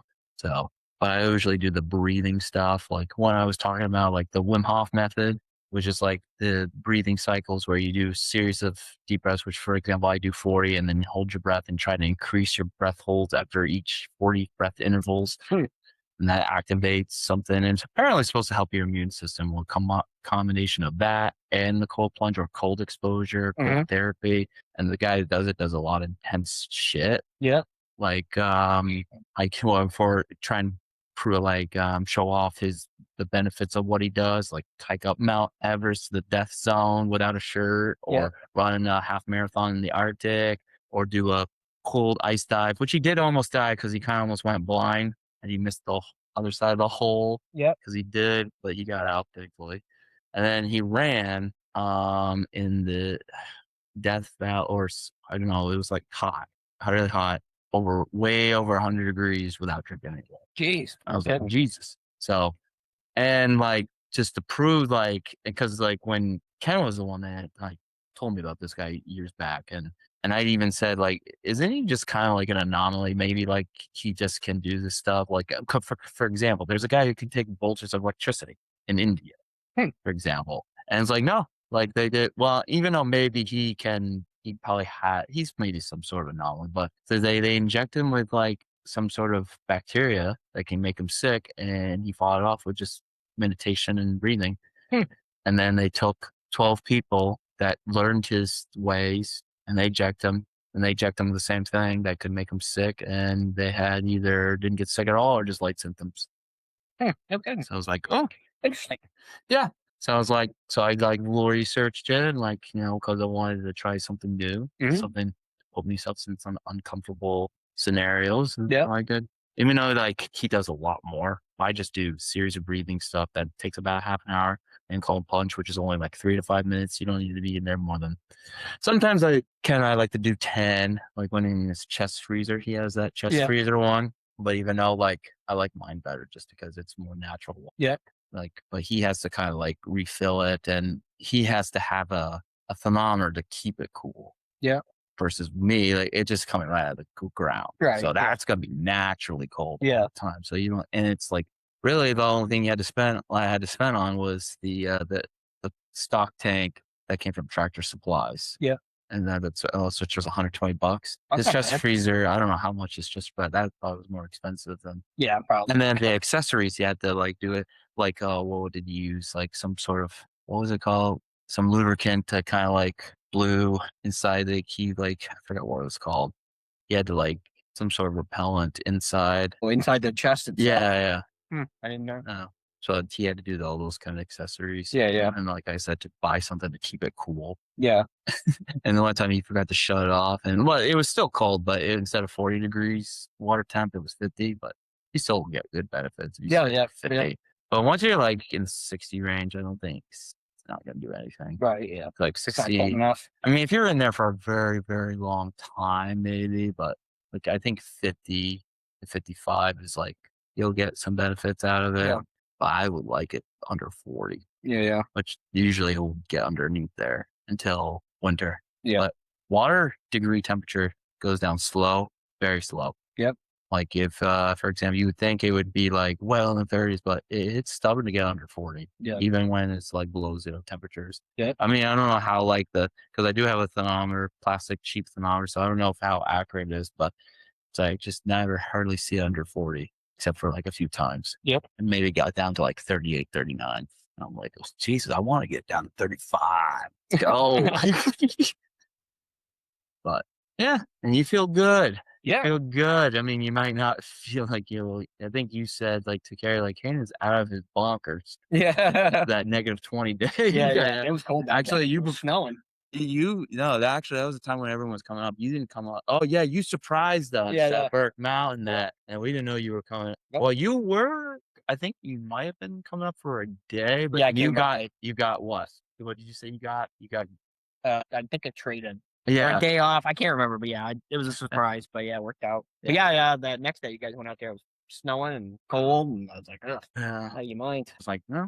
So when I saw the negative 20, it's this is gonna be my record, because the record was negative 16 on. I go by the house thermometer. Yeah. When Carrie took that picture of me outside my hands are still ditches. They can't handle so I wear these long wool socks over Yeah. so I can like grab it. Because when I grab something after they're cold, like my fingers cannot. Yeah. They feel like knives going through my hands. So I just look like this with and also wearing like my logging boots Yeah. Yeah. because they're tall. Because when I was trying to do it with like shorter boots or shoes, the snow would go right in, and like my feet are like oh. Yeah. So like I think that was just a better option. So my feet and my hands are still bitches. Yeah. Yeah. So I have to go in there.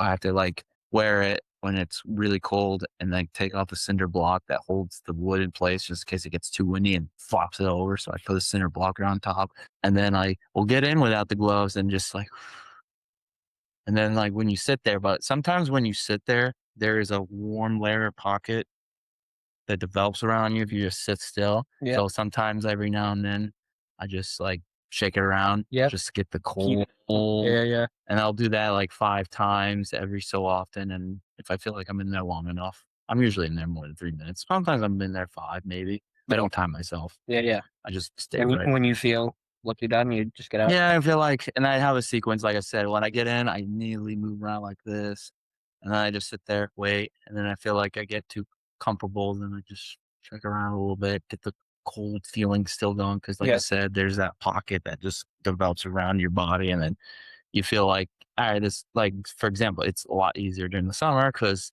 I'm just sitting there like, all right, this is not challenging, so I just move around, get the cold feeling going so that you're not just sitting there being like, oh, this is easy. Because the whole point is just like take the uncomfortability and focus. It's like kind of like meditation, Yeah. intense meditation, Yeah. using the deep part of your brain to take that, like, to take that cold and really it just mellows out your brain Yeah. in Yeah. that moment. Yep.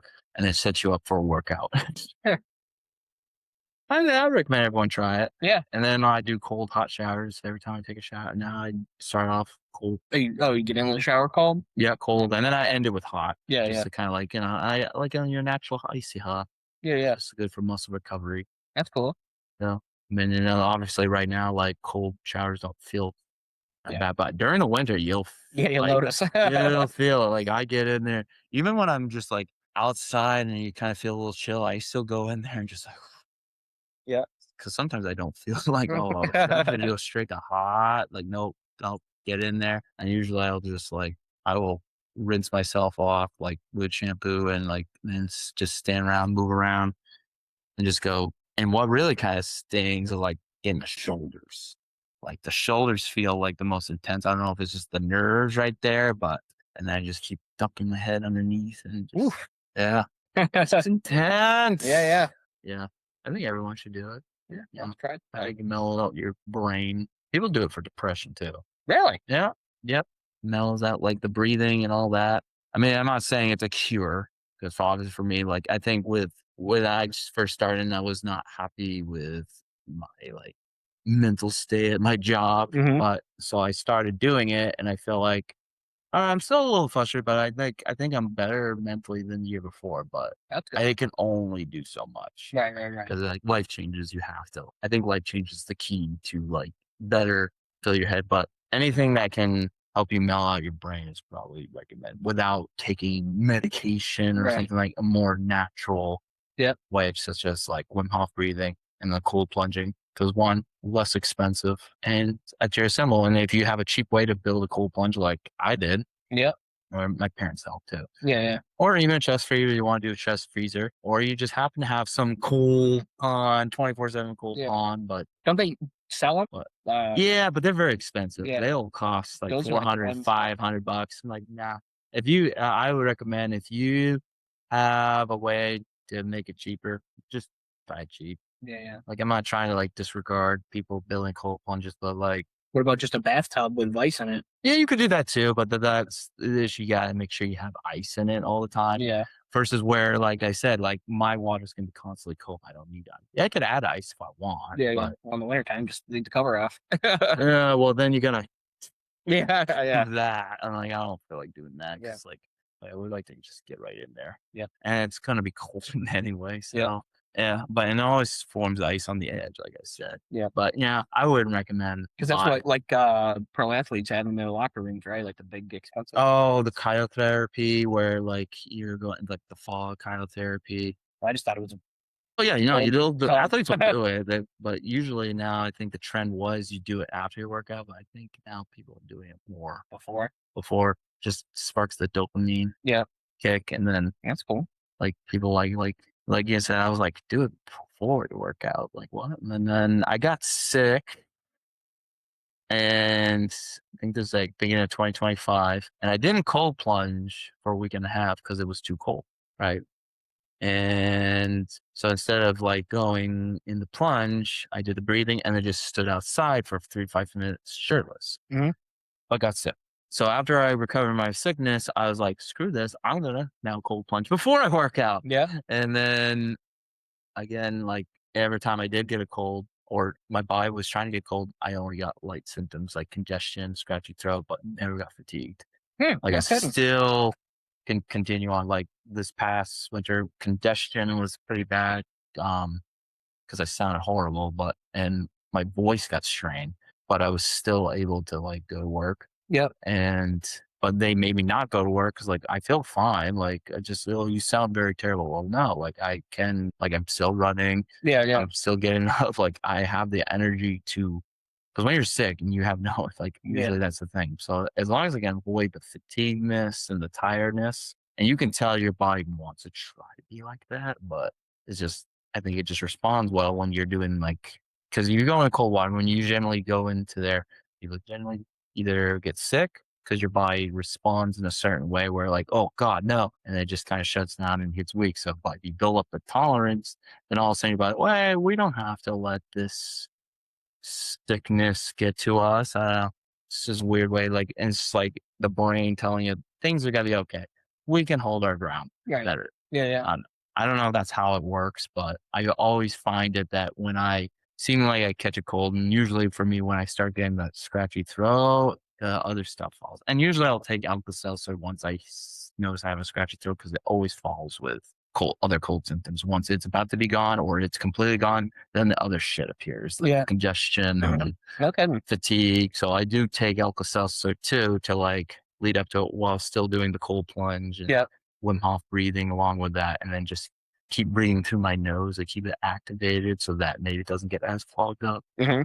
So I don't know if that works or not, but I just like, oh, that's probably what I need. Yeah, hey, if it works, But fine. well, that's the thing. Like I don't know how you are like when you get colds, but for me, like I said, the sore throat is the warning sign, Yeah, and I hate sore throats. I hate them yeah, yeah. because I like to like eat my food comfortably and Oh, not yeah. just like swallow into like, especially like, thankfully I only had like strep throat once, and that sucked because you're not can't really talk. Yeah, yeah. I think I've never had. Yeah, but like, do you usually get a sore throat first? And then, No, I usually my nose running, especially at night yeah, if I'm sleeping. Yeah, yeah. For that's how I me, know. like lately, it's been sore throat first, just alone, Yeah, nothing else, and then once it starts to disappear, other stuff comes. yeah, So luckily, I think I noticed a warning sign. So I'm like, oh, sore throat.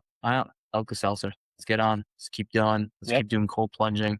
Let's try to make sure we fight this thing off, so yeah. I don't That's feel cool. like I'm on my deathbed every day. Yep. I can't probably necessarily fight off the congestion and the runny nose and scratchy throat, but at least let's fight off the fatigue, Yeah, that's because good. that's the worst part. Is like you can't do Oh anything. yeah, feel run down. Don't want to do nothing. Yep. So I don't get sick often, but I'm a terrible patient. So, I'm a terrible patient. Well, I'm stubborn to be a patient. well, yeah, same.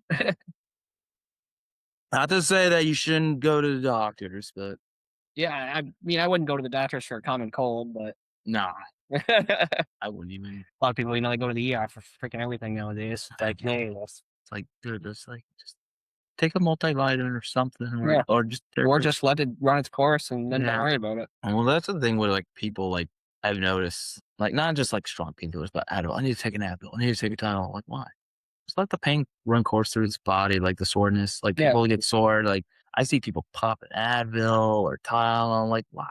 yeah, Like you do know, like your body probably will be strong if you just let it respond. Like that's when you say pain is weakness leaving the body. yep, like you're probably just like you notice like if you train really well, you're not gonna get sore that often.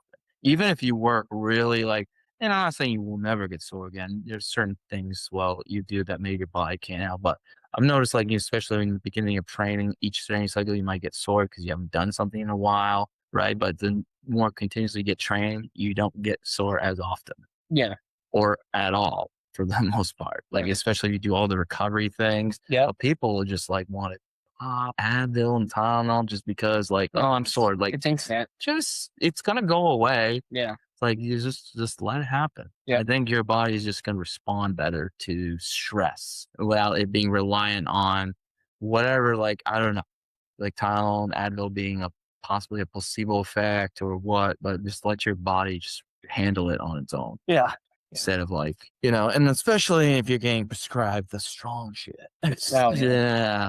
Like, no, I got prescribed after I had that surgery with my, right nut. Yeah. I don't think I ever talked about that on the podcast, but like they did, I forgot what they prescribed me. I think I took it once. And I think it was supposed to help me sleep. I was like, no, I feel like I can sleep well. Like, if I am laying still, I'll be fine. So, like, I took it once and I was like, I'm not going to take it again. Like, maybe I'll take some Advil, Tylenol, but I'm not going to take it. And I didn't. It's like, because I feel like most of the time you don't need it. Yep. Like they tell you need it because they make Oh, sure. Yeah. those prescriptions. Like, no, then it's just a wasted prescription. Like, I don't need it. Just throw it away. Yep. I would just burn it. Don't throw it in the toilet. That's really bad though. When people flush down their pills down the toilet. Oh, yeah. A lot of people do that. I think that's why some rats get mutated. Well, that could be. They eat the freaking. I think that's like, and then we're gonna get very off track, but like flushable wipes. Oh, yeah, I learned like some guy like talked about it, and it costs millions of dollars to clean up that sewage. There's a sewage blockage. Creates a sewage and they have to clean that literally that shit up. No kidding. Yeah, so flushable wipes, don't flush those down. Just throw them away. Yeah. Which is interesting. What do they call them? Flushable wipes. Yeah, that's interesting. Yeah. Huh. But yeah, but people were like I said, wasted medication. Yeah, flush them down the toilet. I think that's why we're going to probably hear stories of big ass rats or delusional rats. Yeah. Like rats, I am high on painkillers. Jeez. Yeah, no thanks. No. I think this got to be crazy because I've heard like crazy stories about like giant rats. I don't know if that's just a conspiracy or There are rats. New York's famous for its subway rats, but I've never seen one, so I don't know. But everyone talks about like giant ones down there. That's probably just an old boys tab. Uh, They also used to say crocodiles were down there too. alligators. Alligators. Well, there ain't a movie about that. An alligator, sue an alligator. Yeah, I don't necessarily believe that. You don't believe in Bigfoot. Bad. I don't believe in Bigfoot. Never thought about it. Well, you remember the famous they call it the Patterson photo where he's just walking, like that. Well, apparently, the guy did admit that I'm in the costume, but then the guy who took the photo was like, no, it was real. This guy's just saying like, no, these guys paid me to walk in a giant costume. Yeah. So now you don't know if it's. I mean, I obviously think that's holds its truth, but Yeah. everyone still thinks, oh, that's the most famous footage still. But it's like I thought a guy admit that he was in a costume, but some people are trying to reject that. He's just making that shit up. They actually did see Bigfoot. Yeah. Like, no. Yeah. Or like, yeah, if like people like have those theories about like Bigfoot just being like a wild man that just never was raised in society. Yeah. But that one makes more sense. It could be, but I mean, I wouldn't be upset if Bigfoot existed, but it still would creep me out. Sure. The giant ape-like creature. Just out there walking around. No, who? I just remember watching that movie, Strange Wilderness. I don't know. It's like they were trying to find Bigfoot. Oh, yeah. And then when they finally find Bigfoot, he comes out of the cage and then he was like, huh? And they're like, you shoot him dead. Like, ah! Like, you see that Bigfoot? Yeah. He came out of his cave and he was like, oh, yeah. Like, and so we had to shoot him down. And then one of the guys like, well, honestly, when he came out of the cave, I don't think he was like moaning like he was going to kill us. I think he was moaning like he was confused. Like, he didn't seem like he was violent. He just seemed like, what are you guys doing? Like, no, he totally growled at us. We had to put him down. Yeah, do you not hear him growl? Like, yeah, you're right. You're right. He's just trying to justify shooting, but he was just Bigfoot coming out of the cage like, huh? What are you and he gets shot at. But no, there's like a lot of like, I don't know, stories where like there was this video of, and like I said, like this was back 70s, 80s. These guys recorded and like there's no way this record could be dubbed or alternated. And so they decided to record it and they just hear like mumbling talking, but it wasn't like clear language. They hear "Woo, woo," like that kind of noise. Yeah. And it's, I guess, famous audio recording of what supposedly could be Bigfoots out there, Hmm. which is weird. But they just like heard it once and like, oh, we're gonna go back out there and we're gonna record it. Yeah. But it's I guess, a viral video way back, and then you can play it on YouTube. It was on like a lot of conspiracy story Yeah. videos, but who knows? I feel like you can easily do. I could do that. I can make that noise. Yeah. I just did it. Yeah. Woo, woo. Like if you hear it, it's like, yeah, I think someone can pull that off. Yeah. So it's like, and everyone just talks it up like, oh, there's no way that's a human. Like humans are skilled to do voice over impressions. Yeah, you do it. So I was like, yeah, but it's creepy. Like, when you like walk in the middle of the woods, right? And like I said, a lot of these videos I watch, it could be like, oh, for sure, but still the creepiness of it. Guy walking alone in the dark and he's camping. He's like a YouTuber for camping. Like walking around the woods with his headlamp and he's all alone, or he thinks he's all alone. And you hear in the background, "It's you," and he's like, hello? Sure. But it's creepy, but Yeah, you don't know if he just paid someone just to like, Yeah, or he just to make it look like, subbed it in, edited Yeah. it in. Yeah. or like a guy that, as they saw, British company, he comes with his terrier, right? And I'm speaking in his voice, and then he records everything he does, and then, oh, I got a surprise visitor. This random guy stumbles on his camera with this beer can, like, hey, and of course, he's welcoming, but then the guy was like very suspicious, and he just left randomly without even saying goodbye, and he just had a bad feeling, so he kind of like moved out of his campground, and I think the guy came back and stole shit No or shit. some of his shit. Yeah. I think that's how it went. Yeah. So, I mean, that could be some legitimacy to that story, but Hmm. you just know how much is true. And like people try to make that viral video, like, oh, this guy never did anything like that. So, he's legit. Like, well, maybe just trying to get more viewers. Yeah. Yep. But not to say, when you have a camera on there all the time, you're going to catch some shit, Mm-hmm. catch a lot of stuff. Yeah. Which is, like I said, creepy in itself. Yeah.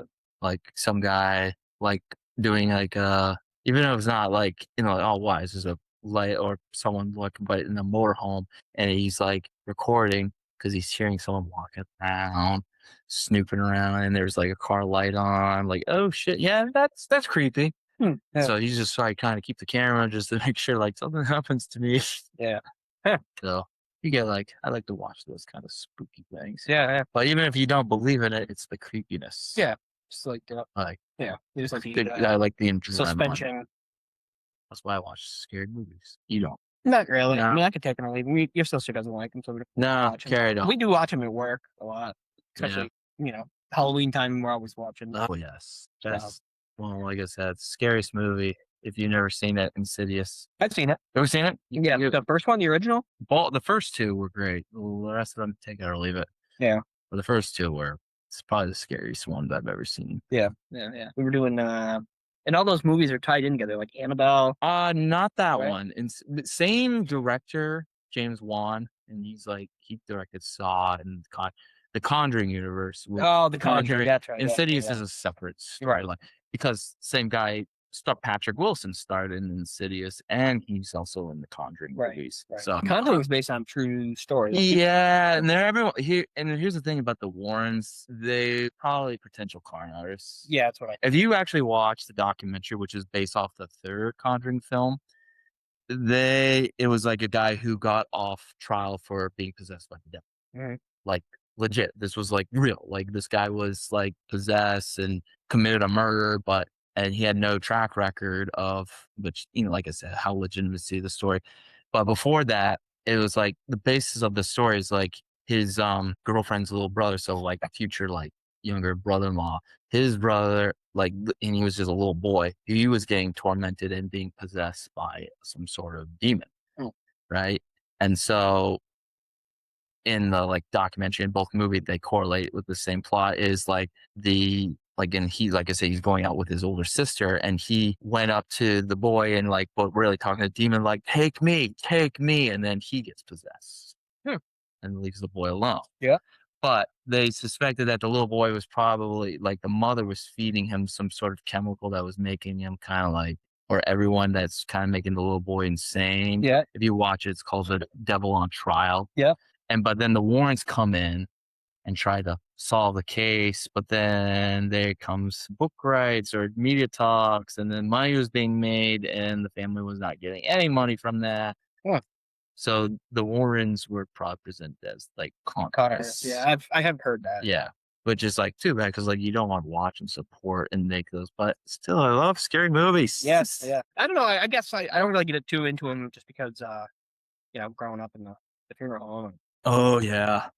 I never saw anything that was suspicious or You crazy. could, you could see the most suspicious stuff there too. Well, I never saw it. Yeah. I think it's just And neither did my people's father or my grandfather. It's just based on people's mind Yes. delusion Right. that's in your head. Yeah.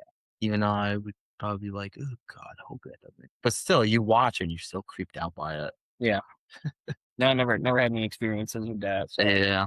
But I was watching Paranormal Activity one time, and of course, we're watching it with a friend, like former like school friend, the one that got married here way back, Shannon Williams. Oh, But yeah. way back when we were still in high school, my brother and I were watching Paranormal Activity with her. And of course, we were picking on the film and we kept picking on her Yeah. because she was scared of it, right? Yeah. And you've seen the movie Mhm. and you kind of get like the creep parts. But then after you came back here, and then Carrie and I slept in the tent down there.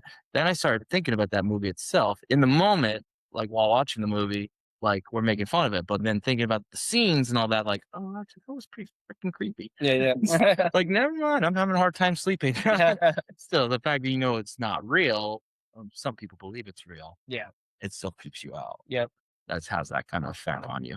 Yeah. But that's why you watch it. Just Yeah. creep, like, oh, it's that adrenaline. The suspense. The adrenaline, the jump scares, Yeah. or like or the twists. Sometimes a good scary movie has a good twist. Yeah. And I think Insidious did that. The creepy violin music in the background, the creepy faces, the famous demon, the background, the head doing, if you remember that scene where she's talking about having a dream, and I think it was like the grandmother talking about the story and seeing and it was there in the corner, and then you hear and then it shows the demon pointing, but it's a shadow. Oh yeah.